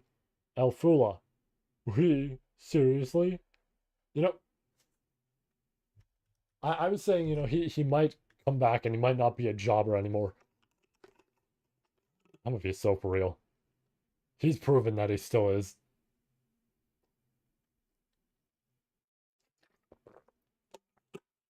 Like, he knows Lai fought Ram. He knows that Lai was going crazy. And then he knows that Lai fucking died right afterwards. This motherfucker is not prepping in advance, like, hey, I'm up against an opponent that can kill us. Hmm. I mean, I guess in this scenario, she's probably not going to use the horn, right? I mean, she definitely can't considering Rem's using it, but like, You know what? Fair enough. Fair enough. I guess I'll see. I'm talking too early here, but it is a little bit rough to have like to essentially see in the text that it's like, oh yeah, fighting Ram and making the same mistakes. But again, this could very well change. Obviously, Ram can't use the horn anymore because, like I said, Rem's using it, so that might be different. We'll see. Devoid of hesitation, she fired a gusty spell of wind magic, to which Roy unwittingly clamored a voice of admiration. The warp movement, without question.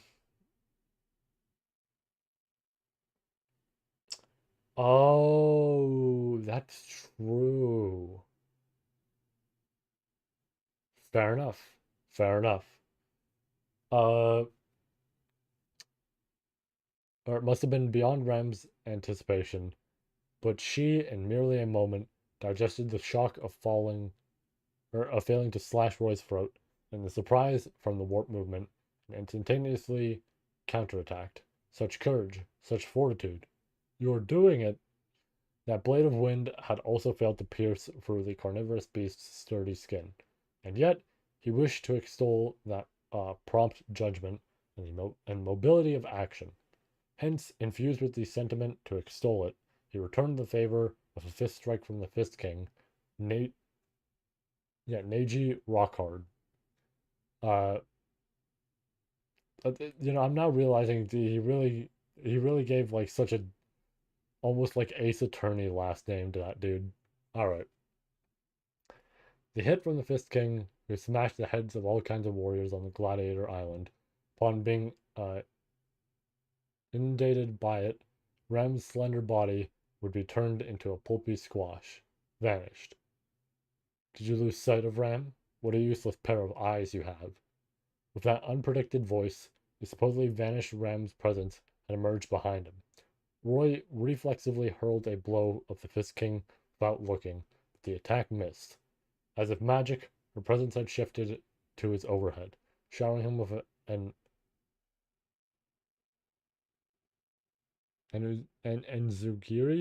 enzugiri kick, and headlong towards the ground did he fall. Ah, so beautiful. In the midst of falling to the ground, back first, Roy did not even take a defensive stance, wholeheartedly enchanted by that which was overhead. The hem of her skirt waving, the form of a young girl with pink-hued hair, fluttered in resplendence. Roy then went on to defensively crash, yeah, defenselessly crash into the ground, and as the impact sustained upon his back spread to his abdomen, pain pervaded the entirety of his body, yet he did not mind. Carnivorous beast, leaper, fist king. Uh,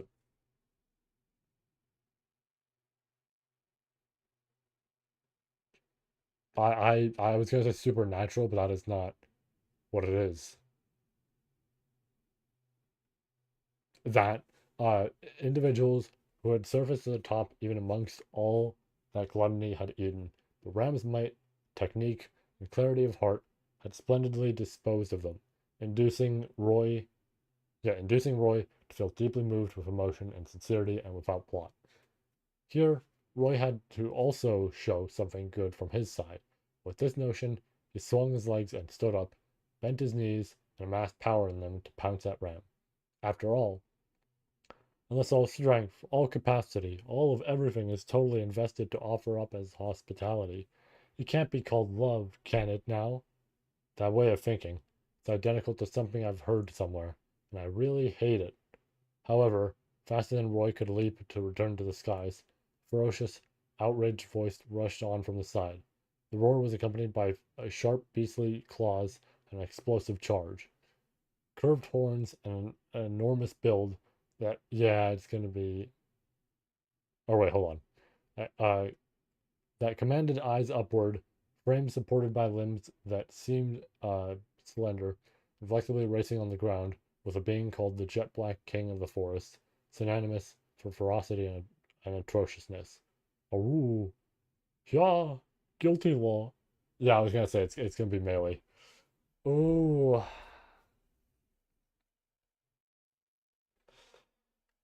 Oh man, to pay to pay having Melee interact with these characters.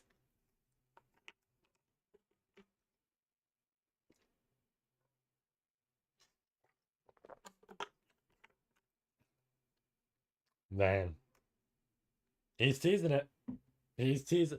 I love that because obvious thing of this would be a huge reaction for all the characters, but I love that she never outright says it, right? She always implies it. We as readers know what she's talking about. Never gets spoken. Never. And give it an arc or two from now, she'll finally say it. And it's gonna be quite the huge deal when it happens. I wouldn't even like huh. No, yeah. And this is also a fitting battle considering the two of them. It's interesting. Oh man. Oh. Honestly, I would not be shocked if she shows up like by the end of arc 9. Like similar to cuz you know what? You know what? I'm thinking that could happen solely because maybe I'm wrong here. Maybe it won't. And it might not. But there seems to be a pattern where the third arc of ReZero is always a cliffhanger, right? Like you could argue arc 5 was, and I will say yeah, there was 100% details of arc 5 that cliffhanger into 6. Um but the fact that the final scene of arc 5 is Subaru and Amelia kind of holding hands with Beatrice and walking down the street is a lot more calm than I'm going to say like for example the cliffhanger the anime gave it temporarily, right?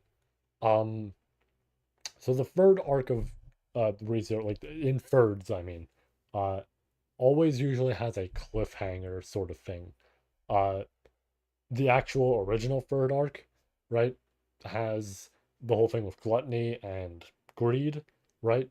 Arc 6 cliffhangers into Rem and Subaru in Wallachia, as well as Louis. Um, and then now, you know, this is another third and it could cliffhanger into something. No guarantee that it does, but I could see the possibility that we get to the end of arc 9 and it's some shit like, "Oh, we raised such a commotion or some shit. Oh, would you look at that? Like Capella's here or some shit like that, right? Like we raised this massive commotion that she's like, "Oh shit, my kind of party," and then just shows up. Um so I don't know. That is a possibility, right? Definitely might not happen, but I'm just saying there's been two instances so far where that's kind of happened and that they work off each other. And seeing as this would be the next one, I'm just saying. I'm just saying. All right, back to it. Actually, how low is my water? Because I want to take another drink. You know what? Not low enough. Not low enough for me to say, yeah, let me go refill it.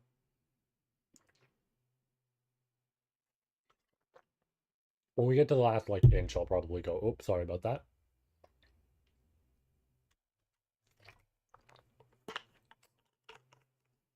But yeah, that might be an interesting cliffhanger that we get for the arc. Who knows? But again, I do love that Tepe loves to tease it. He's revving up the chainsaw. It's not going just yet, but he's revving it up. Um, Facing Roy as he cheered in delight, a claw swipe swung down. Roy instantaneously countered it with great power of the snow, val or yeah, great power of the snow or snow valum to slow. The body exceeding norms, regarded in legend for having intercepted and restrained an avalanche unaided, inter or interdicted the plunging, robust limbs of the witch beast straight on, latching a grapple in successive order from the right foreleg, then the left foreleg. Then, giving it his all, he sought to twist off both of the guilty law's legs, when in an instant his eyes met with pale crimson pupils, wielding a wand. that had slipped below the witch beast's length of legs. Truly the greatest. Fula. Uh, his forehead showered with bullets of wind, disallowing him from even speaking. He was blown away by a tail whip from the guilty law. Repelled a great distance while skiing the ground with his tippy toes, uh, or tiptoes, whatever, still same thing. Roy lifted his countenance. Behind Ram wielding her wand, the young girl clinging atop the guilty law's back, Melee, used her slender fingers to point towards Roy. No, towards Roy's rear, and cried, Sick him! Which. Oh, wait, oh. Sick him! Which black dog chans? We were. I have no idea how to make that sound effect he wrote down, so we're going with that. We're going with the Super Mario RPG intro. Um, Conforming with Melee's shrill call, countless dots of red swooped onto Roy with ferocity. Those were eyes saturated red belonging to black dogs wolfing down their prey. Fangs bared in tru- uh, truculence? Alright. Alright. This is the thing, is Tepe opens up, you know, every fucking thing, like the dictionary, thesaurus, all that, and he blows even me away. Conceived with the power of magic and a profusion of curses teeming in their bodies, a pack of Olgarm. The pack of demon dogs mercilessly impaled the body of Gluttony with their fangs and tore it apart. Much to irony, the end of Roy Alfred, who commanded the name of bizarre eating per his pleasure, was as feed for inclement witch beasts. Ah, ah, ah. The witch beast movements came to a petrified halt from the sudden voice of a song emanating from Roy's throat. A pack of savage dogs stood motionless, and Roy gently caressed the head of one that was biting his neck. The subsequent instant, blood spurting from the mouth of his wounds writhed out, taking the form of blades, slashing the witch beasts incapable of escaping, uh, joining them to skewers, and creating a choir of death wails. There we go. Awakening his body, awakening his body lento. Uh, Roy stood up, unveiling his body in an ostenu it in a debut. What the fucking I'm getting, you know, now it's a little too much for me. I'm making a fool of myself because of him, which is fine, but still, I'm gonna take a quick drink. We're already playing more I maybe should, but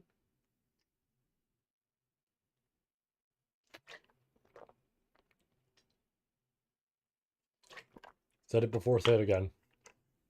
These reading sessions aren't going to be perfect in terms of me, saying every single thing that Tepe writes down perfectly, or whatever it may be, or, I might just end up skimming over stuff, all that. Bite wounds from the demon dogs engraved throughout his body, blood gushing from them, turned to blades with a gleaming sheen, suspending the pack of black dogs as if they were fruit growing on the branch of a fruit tree, and reduced them to carcasses. A co-starring of Dreams. Oh, hold on. Ooh, excuse me.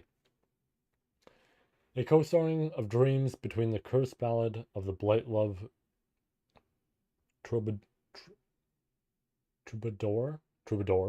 Noda, who traveled and enchanted anti-nationalist songs across landscapes, and the magician who had been unable to manipulate anything save for his own sanguine accord, the blood-weeping Oni Advan.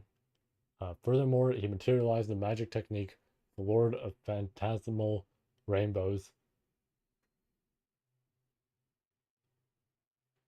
Michael Jordan, uh,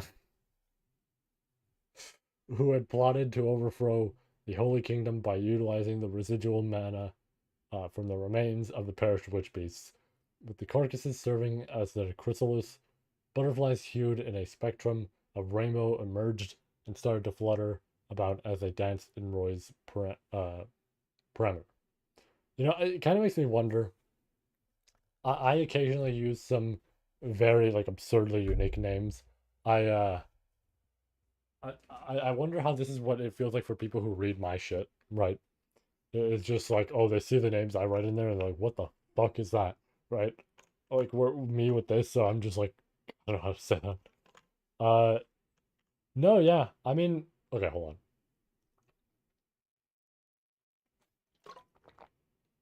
I probably should refill this. I'll do it in a second when I'm done with what I was saying. But no, yeah, I think Arc Six gave us an idea of what he could do. Uh, and this is where we're seeing a lot more of it. I will note, hmm, because something I would say in regards to that sort of thing is it does make Arc 6 feel a little cheap with it, just a little. You could argue Lie was cocky, and honestly, I think that works out better as a narrative point than the idea that Lie was holding a lot of these back. Because in that sort of scenario, that's odd, right?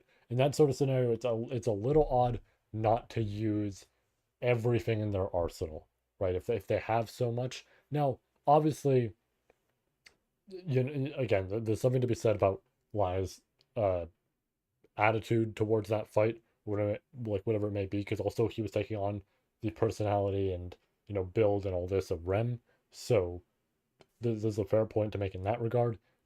It is a little interesting, in terms of that, but it does make me question it a little bit. However, for the sake of this, for the sake of like Arc 9 and the chapters going on right now and everything, it is very cool. It does really show why this is something you should be scared of, both in terms of what it can do to you as an actual person with your name and everything, but also, furthermore with the abilities and all that. Anyways, very quick, be right back. Like absurdly quick. I'm just gonna refill my water. So give me like a minute or two. We'll be back to reading in a moment.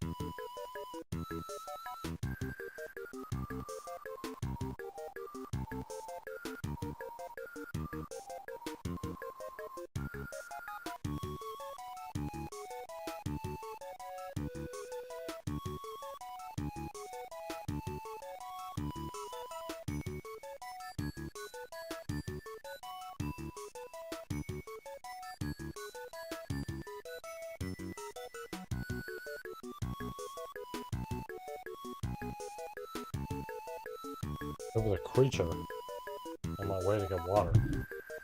And when I came back, the creature disappeared.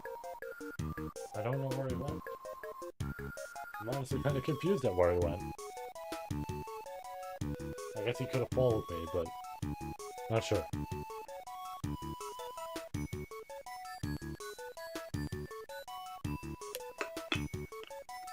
Alright. We're good to go. Oof. Funny how I had to refill my water.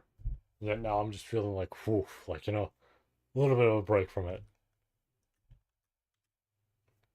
Uh,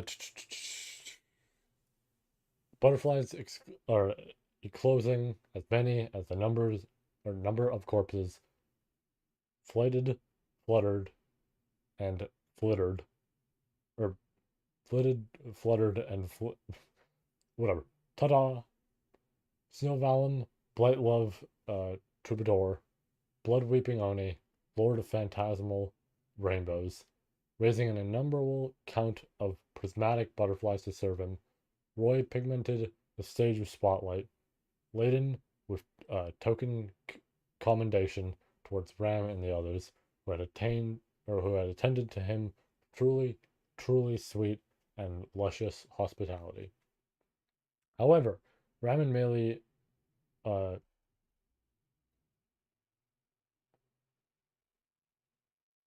again, he's throwing shit at me that I'm like legitimately struggling with. Ram and Melee, I'm just gonna say, what even would it be? Hold on, I'm curious. This is the one time I'm curious. Maybe not a new tab, but you know, you guys got to see my my usual hotbar for this sort of thing. Let me see. What was it?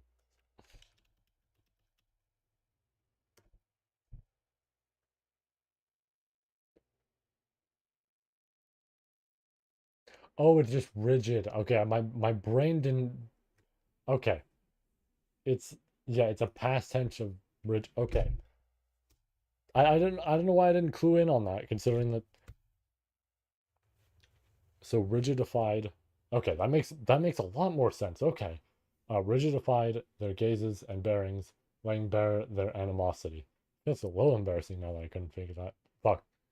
Now, that was amazing. That perfectly synced up coordination just now.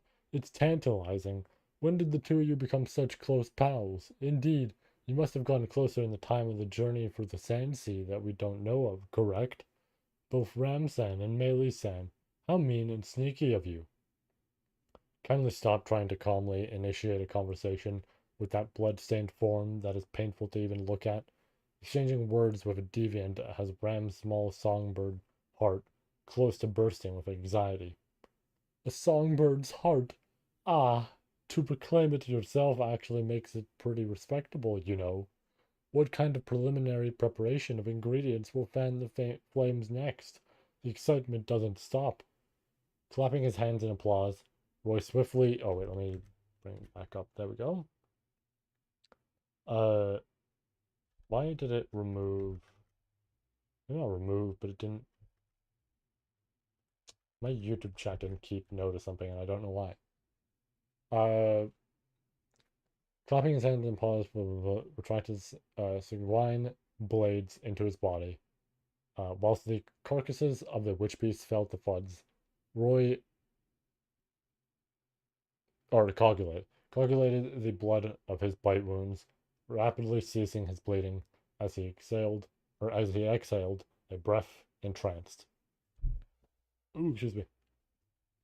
This chapter's gonna be the one to really test me. Oof. The sentiments of sincerity seem to not have been transmitted, but his emotion of commendation was genuine. Feelings unrequited were painful, but Ram and the others had kindly labored to an extent much greater than Roy had anticipated, so he wished to cherish that mark. Now, setting aside his affection towards Ram and the others, Roy conjectured the truth behind the inexplicable phenomenon that had transpired in the midst of the several dozen seconds of offensive and defensive combat earlier. That was intimately associated with the disappeared divine dragon. It had been truly, truly astonishing. The divine dragon, with that ginormous build, had become nowhere to be seen on the battlefield in all but an unnoticeable interval. Probably, it's the same trick behind the disappearance of Helmet Uncle and Shinobi Onesan, as well as Ram-san and the gang showing up, huh? Seems like it's Klein-san, but it's very much like an authority, isn't it? They vanished Aldebaran, Ye, and the Divine Dragon. Moreover, increasing the count of adversaries, and Ram's presence oscillating between appearing and vanishing as well, all of it together aligned with the special ability belonging to Klein within the memories. However, according to Roy's own knowledge, relying not on memories, there's a possibility that what made that all possible was neither the odd talents of an individual nor divine protection of disparate nature, but an authority. Though in that case, Klein would end up being the individual corresponding to the sole vacant seat that was Pride. Well, guess the people who've disappeared don't matter right now. Not only the Divine Dragon, but the figures of Klein and Roswell were absent from the battlefield as well. The bounds of Klein's strength were uncertain, but if he were the possessor of an authority, then at minimum he would likely count as a combat power. The tag team of Roswell and Klein engaged in a large-scale battle against the Divine Dragon to ensure that its destruction did not extend to their environs that had changed their battlefield. That was likely the context of what had occurred in the background. Quick drink?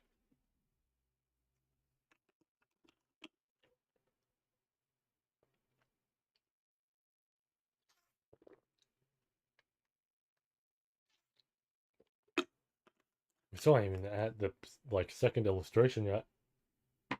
Damn. Anyhow, if he had disappeared from the battlefield, then that ploy was appearing and vanishing would have no more chances to be used. Thus, what he must prioritize were not the cruel ones who had vanished, but surfeiting the hospitality of those who stood ready before his eyes. How nice, how nice. Humans are how nice. The trick behind averting eclipsing, as well as the arrangement of witch beasts with no name to be eaten, or perhaps even the entirety of every element that concocted this battlefield, was the agglomeration of artifices designed to entrap and kill Roy and the others. The prior groundwork for confrontation, it could be designated the preliminary preparation of ingredients. He is using a lot of alliteration here. It is throwing me off. The very spirit of hospitality, exhausting oneself of all strength to make welcome, for that meant effort what shattered heart. If so, then this side must also respond by offering a suitable dress code, or it'd be a discourtesy to that consideration brimming with love, after all. What do you intend? Taking acute notice of the change in the warmly received Roy, Ram grimaced her finely shaped brows. The beautiful maid laid bare her vigilance, but Roy pronounced "No, no," and shook his head to side. All out war. Yes, this was a battle befitting of being benamed so. Truly the final conclusion. Yeah. The Royal Selection combined forces. The enemy camp whom Natsuki Subaru would have labeled something like the Aldebusters had he been here, sorry, had prepared all arrangements for hospitality. All of its members wrung out their wisdom and latent strength in order to demonstrate their true worth, brandishing eyes, resolved to labor to death till the very end. That went for not just Ram and the others, but all who had been deployed into being war potential without stint. So to Roy Alfred, everyone earned a perfect 100 score, amounting to the very apex of those to whom he wished to grant gold stars. His singular blemish, unworthy of a gold star, was amid his opponents, and laid on his side. Glancing in his vicinity, present there was a red-haired man left behind on the same battlefield as Roy, cowering in an unsightly squat as blood dripped down his nose, the form of Heinkel. Though shameful coming from the vantage of gluttony, Roy's evaluation of Heinkel was surprisingly not bad. Used to getting caught in his own traps, and a way of life saddled with somber anguishes, seemingly never to be divulged, it seemed to have impure bitterness only it could yield. Hence he induced interest in it as a delicacy. However, that too operated on the major premise that it would not intrude upon the main dish with its aroma or appearance. So presently, Heinkel had nothing going for him even where gluttony was concerned. No matter how concentrated in extravagance a dinner banquet is, if a platter atop with uncooked flavors gets mixed in, it's just a waste. Solitary individual. On a battlefield where everyone came together as one and clashed lives against lives, for there to be a singular element capable of putting it all to waste was unbearable, even for bizarre eating. Thus, you know, uncle, you shouldn't stay moping around forever. So how about you get energetic and lively? What, sin, Archbishop? Roy howled suddenly, to which the nose-bleeding Heinkel upraised his face, meeting his eyes, witnessing the unnatural sway in those blue irises, made Roy go crazy. A gaze that looked as if it was clinging to something. If he possessed even a fragment of uh, camaraderie or desire to depend on Roy, to seek such a thing from a Sen Archbishop went beyond the limits of uh, imprudent headlessness. The boundless disgracefulness was, in a certain way, or in a certain sense, something irreplaceable. But now it was nothing but purely a hindrance. Further down, I'm gonna take a quick drink. Hmm. Hmm.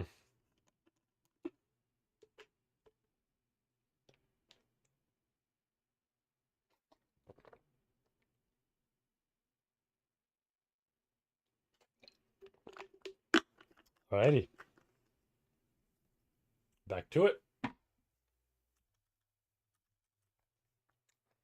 Shall we just go ahead and free you from your burden, Uncle?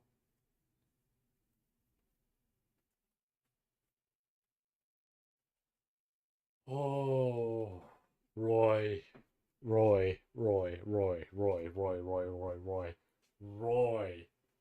Roy.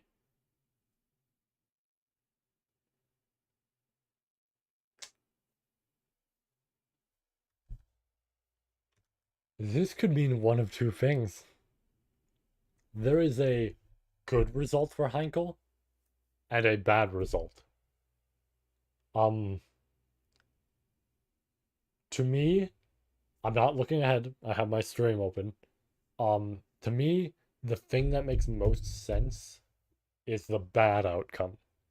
Because realistically, if Roy gives Heinkel exactly what he wants, right? If he manages to get what's her face? Is it Luana? Is her name? I think that's it. Uh Heinkel's wife. If he manages to wake her up because of, this or whatever it may be, or all that sort of shit. If that's the sort of thing going on, then that there goes the bargaining chip, right? Now Heinkel has no reason to assist. But if he erases certain things about her, right? Yeah, fair enough, fair enough. Yeah, I forgot. It's a similar like sort of scenario of this endless sleep, but it's not gluttony. I forgot about that part. So fair enough. My bad. Um. Yeah. So I guess it can only be the bad outcome. It's only he takes it away. Let's just see. He would not save him, neither would he abandon him. With simply a smile, Roy presented a third alternative to Heinkel. Heinkel dilated his eyes, frozen, yet even to him that proposition was transmitted with certainty. The things expressed as a burden, just how valuable they were to Heinkel, Roy was unbeknownst to the details. However, they were surely more valuable than his own life or death. The fact that Roy did possess a means to take them away, Heikel knew from looking into his eyes. What Roy stated was not a threat or anything such in the slightest, but an alternative possibility that could be realized. Therefore, that's the spirit. Roy's chest palpitated in delight, budding from his heart at the change in expression of the man gritting his teeth. In such a way to respond to Roy's vivified emotions, the butterflies of rainbow hue began a whirling dance akin to courting as they fluttered. In in the midst of prismatic scales glistening in the skies, Roy let out his tongue, languid tongue, and smiled. Now, in its truest sense, the all-out war could commence. Want to be satisfied, yet don't want to be satisfied. Life is so flavorful. It's astonishing. And then, for as long as I live, I vow to never put a needle, or never put needle to thread. She is, she is doing a lot. She is sacrificing a lot. Some of that almost sounds like just I'm not gonna even be a maid anymore, like anything like that. Like, ooh,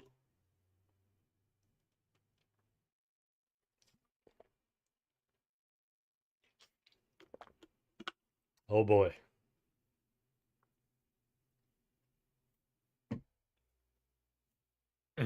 uh, pain noises from Heinkel. I'm not gonna make a fool of myself anymore. Uh, Strikes pincering his chest and back, Heinkel collapsed, unable to do a thing. Carol and Grimm, they were the servant couple that had long served the Estrella family, the kicks delivered by their twin granddaughters, who had received an initiation into the flow method, were lethal weapons and completely disregarded their youth. More pain noises.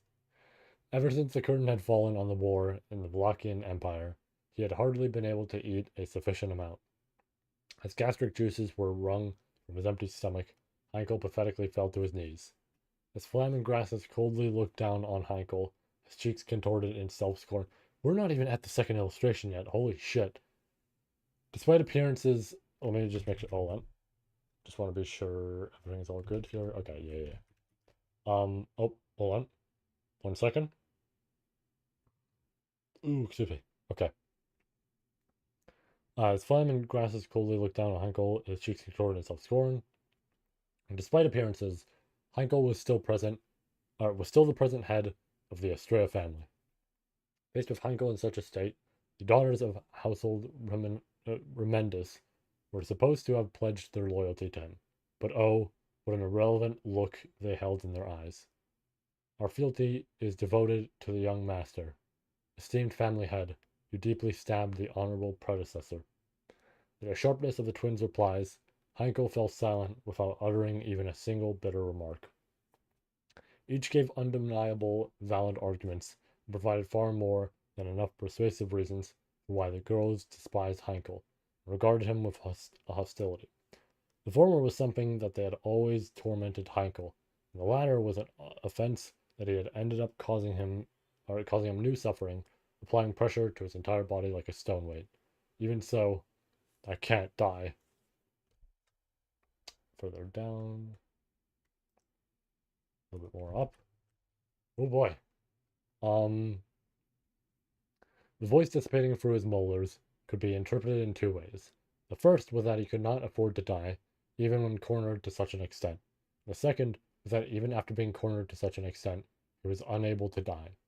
Even Heinkel himself was unaware of which he had meant those words as they had escaped his lips.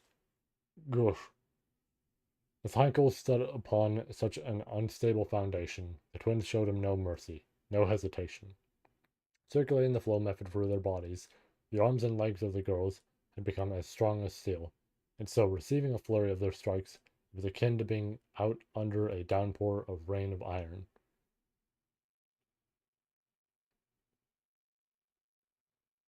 No, yeah, like Heinkel, this is something they even brought up, I remember, with the chapter with Al changing his methods.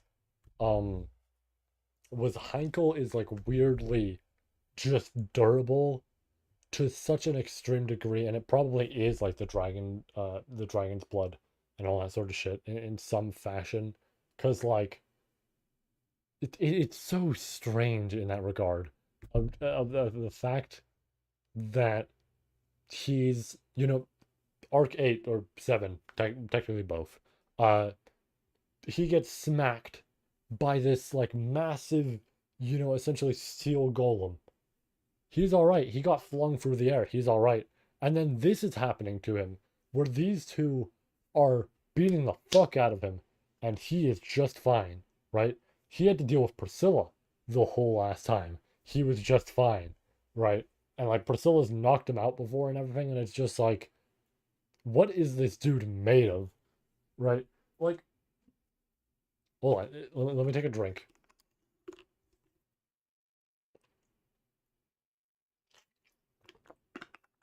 It's something I would say where what it feels like is, here's how I view it, right?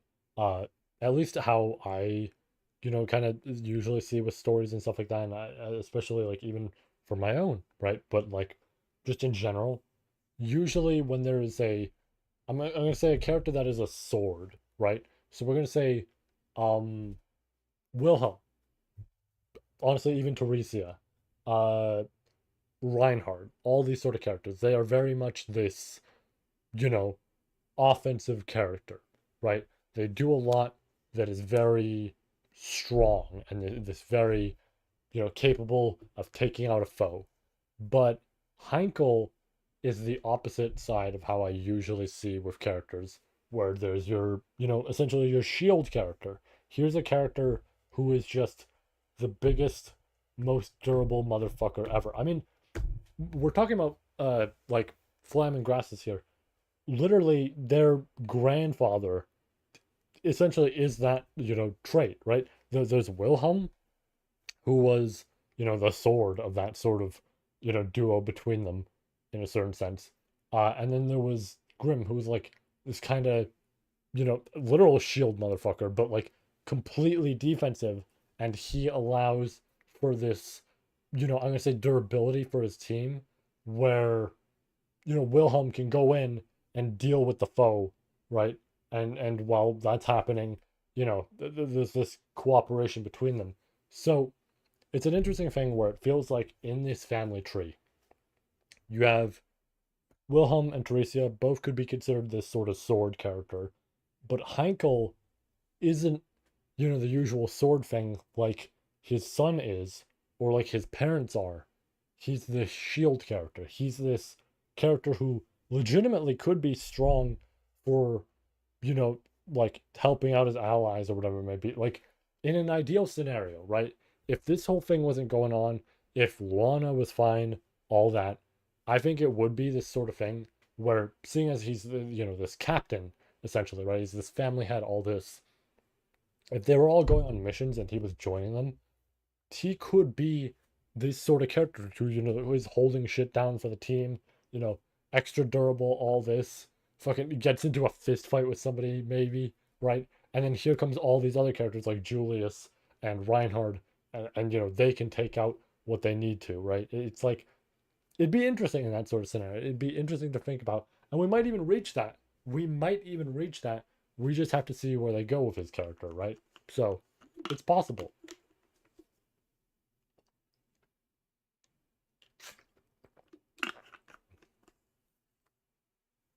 Mm.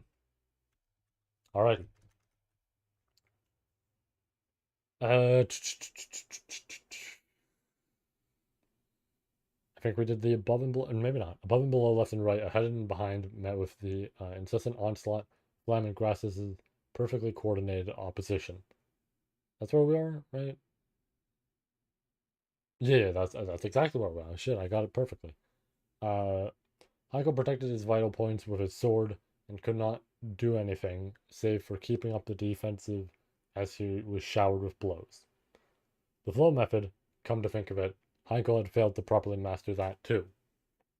Even though he was given well reasoned and thorough instruction on the many combat techniques that first rate swordsmen and warriors were always subconsciously performing, Heinkel had been unable to perfect them for the purposes of actual battle.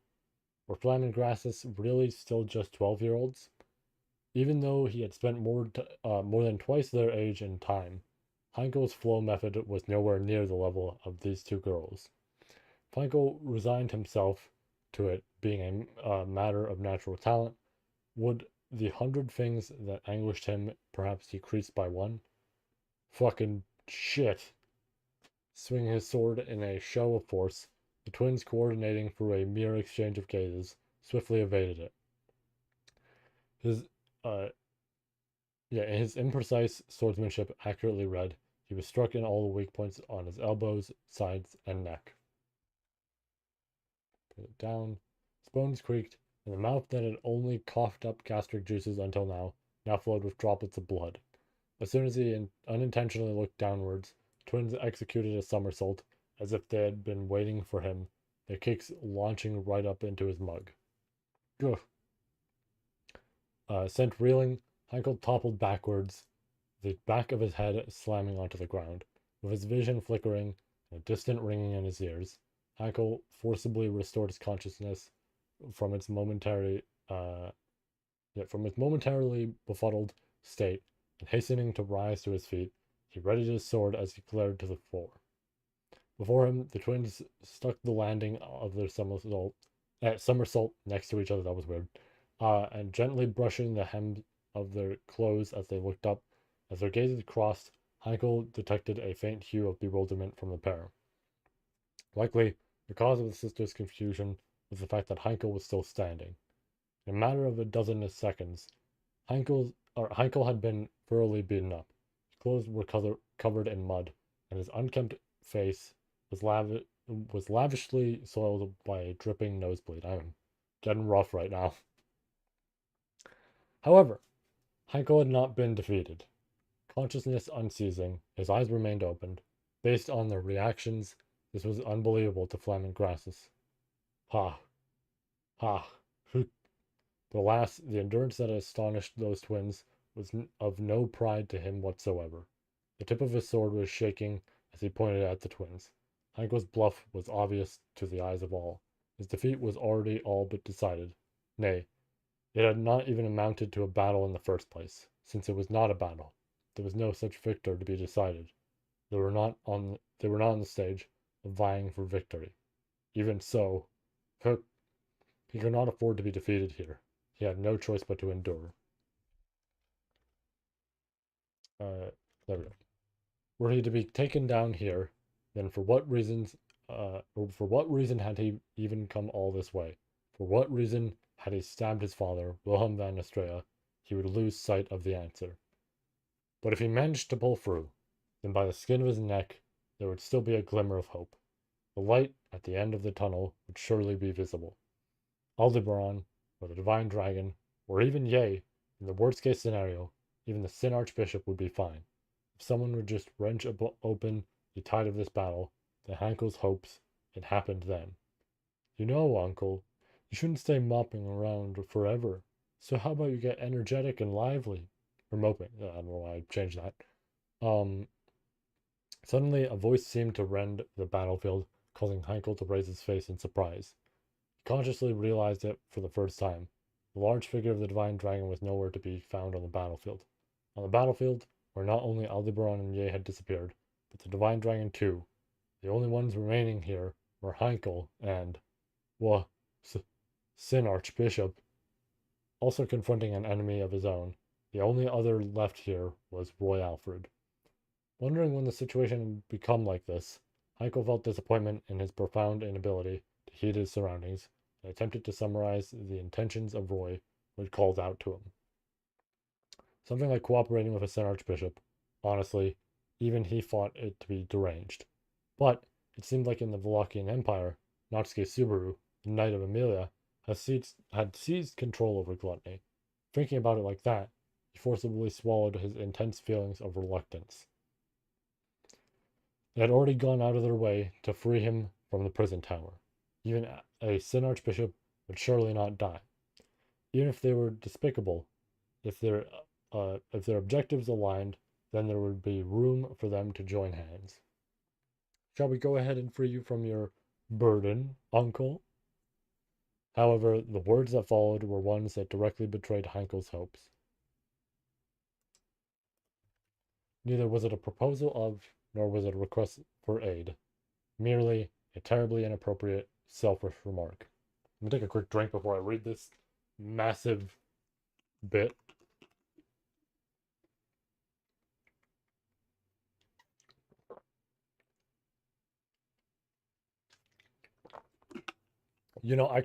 I didn't consider he could just make Heikel forget about all of them. Because partially why he's hesitating is, he doesn't want to hurt these people, obviously. He's scared and obviously, maybe not, he doesn't want to hurt them because he very clearly, tried. But there is some hesitation in terms of what's going on, so there is a chance. Um, just what the hell was he thinking? Do you understand the current situation? Neither Aldebaran, with his incomprehensible power to rest open a path forward, nor the divine dragon, with its status as the strongest life form, nor Ye, with her expertise in intricate techniques and harassment, none of them were present. Even though the only present ones here were the weak, fragile, powerless Heinkel and the great sinner of a nature most defiled, Roy, what could be possibly accomplished by making a rift between them? Ooh, excuse me. No, it was not that of a rift had been made. There has always been a rift, an unfillable gulf. Ooh, excuse me. Twice, shit. An unsurmountable precipice, an absolute isolating pit.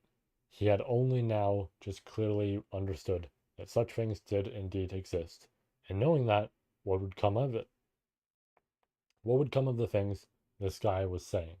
Having understood the significance of what this guy was saying, what would he do?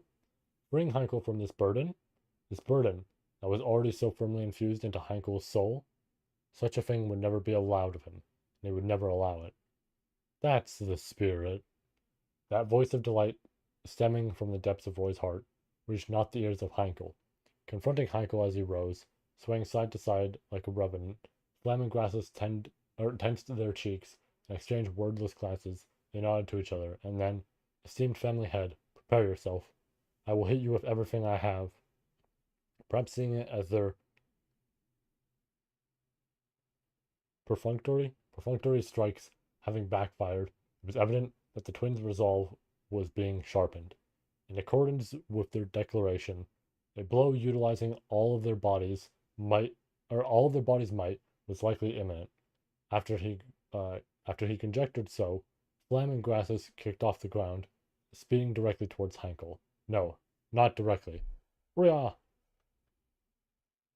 Voice and movements overlapping, twins dug into the ground with their legs and kicked it up in front of him. Shrouding his entire field of vision, the excavated earth made its approach. With a swing of his sword, Heinkel cleaved it in twain. Neither was it a person nor a life. It was merely an object.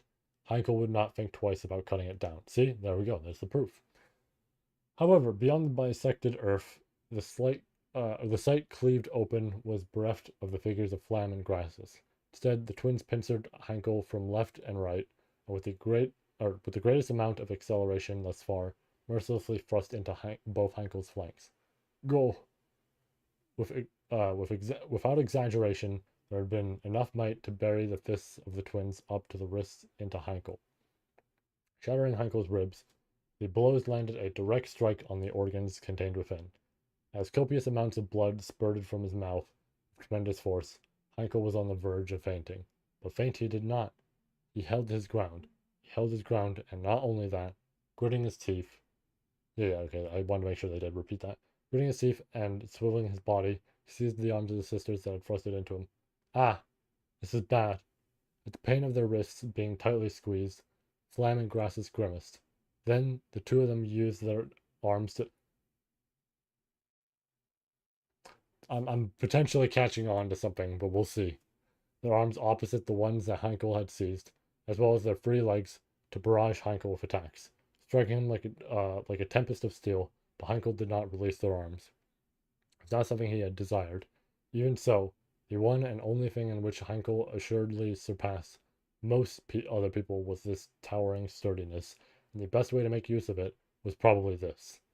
Even while being showered in blows, he grabbed his opponents. As a disgraced swordsman, it was unrefined, uncouth counterattack, one most fitting for Heinkel Astrea. Ah! Sullied by a nosebleed, his face was swollen from all of the beating that it endured. Heinkel swung both of his hands overhead and vigorously moved to pummel the twins in his grasp down into the ground. That instant, Heinkel forgot the fact that his opponents were children, that they were people who served his family, and that they were granddaughters of Carol and Grim. Okay, so it was the memories. For a second, I thought Roy took over because we've seen that with uh, Raid, but yeah, no, he made him forget.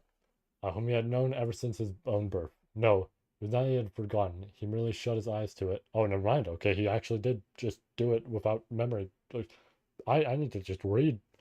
Uh, he had merely shut his eyes to it, and so, staking it all, he slammed the two of them to the ground. Fuck. Oof. And then hereby to never sing. Oh man, and we're still not even at the second illustration. Man. Oof. Should be noted, we're probably like also almost done because it's 6,000 words, and if we go off my time estimate, like we're almost there. Fuck.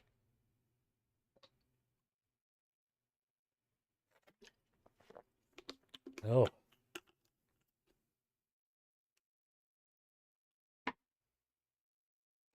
I'm gonna take one more drink.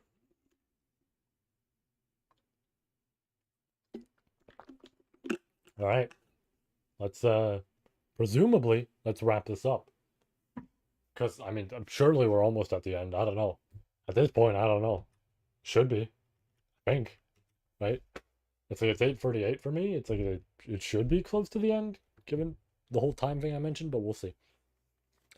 Of corpses as chrysalids, their metamorphosis fueled by life's last embers, butterflies of rainbow eclosed. The spell devised by the Lord of Phantasmal Rainbows was by no means something that constructed new life.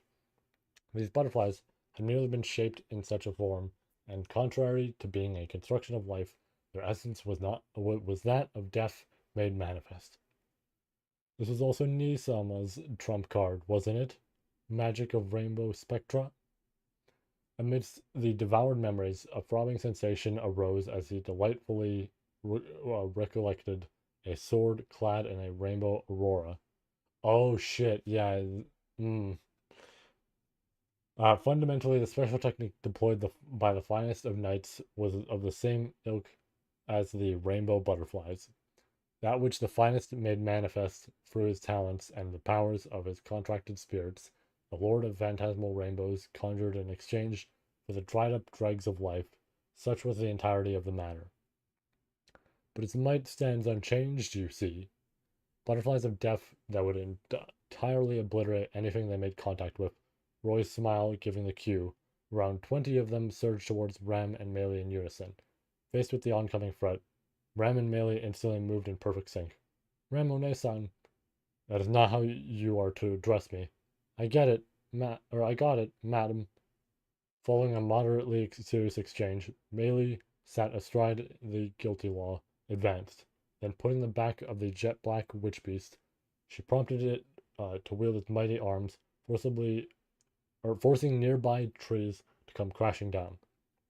As the destructive roars sounded from the falling trees, Ram dashed to their now vacant position and crouched, her wand extended straight ahead. Elfula. Keep going. It's like it really is shocking to me we're not at the illustration yet. Can I do the thing? Hold on. I'm not gonna spoil myself. I just want to see in comparison to how much we have left. Let me open up the word counter. Let's put in new stuff on the word counter. Yeah, we have 1,000 words left, and there's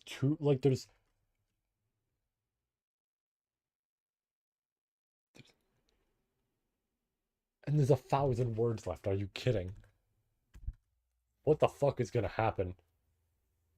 Uh, The surging gale savagely blew the severed trees, hurling them crashing into the kaleidoscope. Striking true, they smashed through the butterflies' scattering scales of death, triggering a aurora of prismatic explosions that lit up the sky. Coup. The optimum solution. Cognizing it as such, Roy repeatedly stomped his feet, unable to bear his shuddering. The rainbow-hued butterflies, riddled with devastating might, capable of unraveling the very structure of almost anything, could have been designated as fire magic stones that would spell the end upon a single touch. In exchange for their extensive destructive power, they were limited to just one shot before being used up. Uh, Detonating and dismantling them through application of obstacles was the strategy guaranteeing the utmost safety. Yet, for them to counter it whilst witnessing it for the very first time left Roy astonished. However, for the butterflies to have been exterminated in such a manner would have only left the Lord of Phantasmal Rainbows sobbing in his grave. The butterflies he had sent into a direct charge vanished in a rainbow-hued explosion, but detouring around the dazzling explosion, the surviving 5 butterflies swiveled wide and aimed for Ram and the others. What was more was that it was not just the butterflies this time, but Roy as well used the power of the Leaper to charge in their direction. Thereupon, with the burly arms of the Snow Vallum, he aimed to pound the guilty law to death first. Lord of Phantasmal Rainbows, Leaper, Snow Vallum. An inescapable three-pronged assault, merciless detonated upon Ram's group, a flashing aurora smoke screen blocking their front, the surviving rainbow butterflies flanking both sides, and Roy warping into a position at their rear. That instant, the sound of a crying child slashed Roy's eardrums. Gaga, gaga. The piercing wail, er, the piercing shrill, unbecoming of a battlefield, momentarily pilfered Roy of his thoughts. Before his eyes, uh, baying the cries of an infant, was a blasphemously molded wish beast that ought to have been, uh, is it Dane? A failed creation of God. It brandished 2 spears ablaze with forged of bone, incinerating the encircling rainbow-hued butterflies in one fiery sweep altogether. An explosion of aurora blossomed yet again, and with hair waving due to the shockwave, Roy laid open, Roy laid eyes upon the grotesque being who had advanced before him, the hungry horse king, only supposed to be present in the below ground of the sand sea. It's a lot of trouble bringing it along. So I guess that's where one of those. That looks sick, dude. That's a sick ass melee illustration. That's good. That's good. I like that. Oh, right into another one. Holy shit. Give me 1 second to take a drink.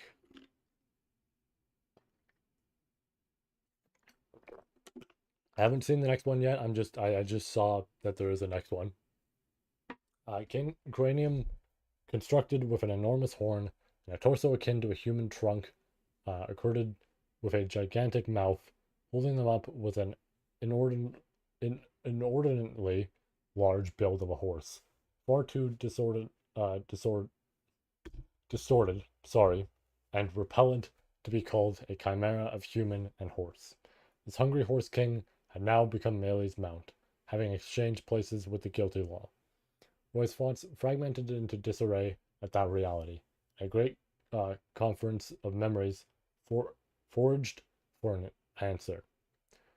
Raised as the agendas were, the truth behind this happening before his eyes, a precise counter to the imminent crisis at hand, an uh, opposite reaction to the astonishing reality, such was jumbled together by the pressing urgency. Man, I'm rough right now. Urgency of the situation. Right before he selected the agenda to utmost prioritize. What? Looking dumb as a pig, you. The proprietor of the voice who had appeared right behind him, his giant knuckles punched right through Roy's petite form. Who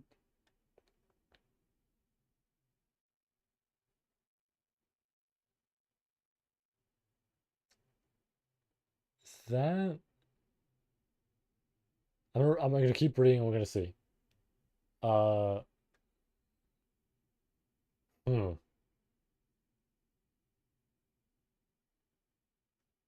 hmm. Uh, his back pounded. Roy's body was shot into flight above the heads of the Hungry Horse King and Melee. Outdistancing even the erupting Aurora, Roy skidded across the ground, halted his movement with one hand piercing the ground, and stuck the landing while twisting his body. His acrobatic movements to reposition himself, forcing the enemy to abandon pursuit. In his field of view, Roy captured Melee, astraddle the Hungry Horse King, a giant pigman garbed in a black suit who had appeared beside them. Finally, Ram, who was now positioned in a definitely separate locus from before. The arrival of a new enemy and the tactic of inexplicable instantaneous positional substitution. These were resurfacing a possibility which was supposed to have been relinquished. No, that wasn't it. It had unwisely slipped past him due to the extraneous uh, preconceptions influenced by the memories he possessed. That since this instantaneous substitution had to have been brought forth by an authority, it would have been a power belonging to Client. Thus, he had reckoned he need not keep an eye out on the battlefield after Client had disappeared alongside the Divine Dragon. However, if you're also a father, then don't go laying your hands on kids. Audible there was a thick, anger-blazed voice and sounds of vehement impact that followed. At the edge of his vision, he could see Heinkel grasping the twin girls with both his arms, basking in a fist square to the face. Delivering that fervent blow was a large man, present within the memories belonging to Roy. As expected, it was someone who was supposed to have been here the moment the battle broke out. Gaston. Mm. Uh, Walloped right in the face, Heinkel toppled over backwards, allowing the twins to just barely escape peril. Whether Roy's provocation had proved effective or not, Heinkel appeared to have been on the verge of success, but his counterattack was abruptly crushed at its inception. However, Roy would not laugh at Heinkel. After all, he had also been forwarded by the same opponent with the same technique. And as for the identity of the opponent, it had not been Klein. Eh? Could it be? Such a thing is possible? Unable to conceive of any other possibility, even Roy found himself doubting the exceedingly unexpected reality. Carried within the voice was nothing but genuine astonishment, bereft of any and all denial or disdain for that fact. Bereft though it was, even supposing that was the truth, it was preposterously. Did I say that right? Preposterously. I don't know why I said preposterously. That's real embarrassing. Today's a day, all right. Today is a day, all right. Preposterously unexpected. From across every memory that contained her presence, only one conclusion could be drawn. No way. It was not Klein. In both Roy's clash against Ram and Melee, and the battle where Heinkel was being pummeled by the twins, someone had intervened with perfect timing. Whilst overlooking this all-out war, they had continuously employed an authority to reconstruct the situation. That was Petrochan. Since when did you become a Sin Archbishop? And that's just extremely slanderous. If you're going to call me something disreputable, then call me this. With those words, having dominated the battlefield through an authority, the playmaker harboring a witch factor, Petra Lighty placed her hand over her chest and stuck out her tongue with a bit, and she declared, "The Witch of Touristia, Petra Lighty." Yeah, so I see. So she was making all those sacrifices so she could also use it. That's interesting. I like that. That is a massive turnaround. That is a massive turnaround. That means, yeah, this is gonna be hard for them to deal with. This is why everybody's teleporting all over the place. That's interesting. Mm.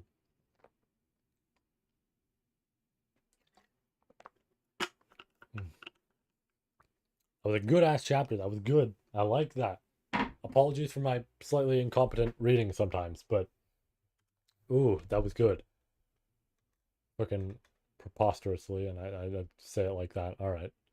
Let me go like all that art. Let me actually hold on. I want to see the next one. We're not gonna do it just yet, but I just want to see. Hmm, that's some good art to start. Uh, let's just copy all this. I want to see what the next one is like for next time. Going up, we're not looking. 4,000. Fuck.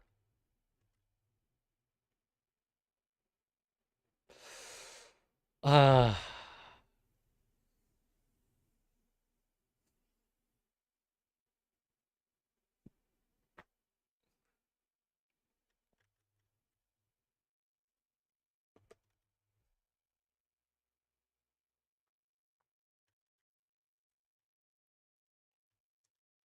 I'm gonna flip a coin. Flip a coin. Heads is yeah, tails is no. Okay, we got tails. Okay. Okay. Look, you put a smiley face, then I'm gonna sit here and be like, it's 4,000 words. We could. We could. Do I do it? Do I do it? It's 4,000 words. I technically could. It's not like I have too many plans or anything like that tomorrow. Fuck, do I do it?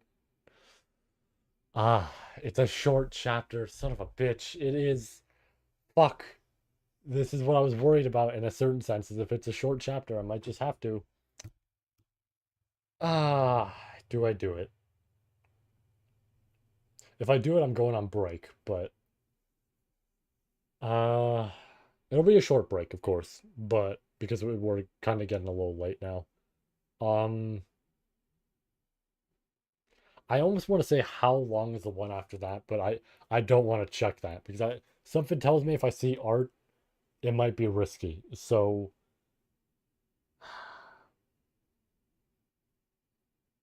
no, okay, okay. I'm gonna be real. I'm gonna be real. We're gonna do it next time. However, because it's short, there is a chance that next time, if everything goes well, we can do a triple next time.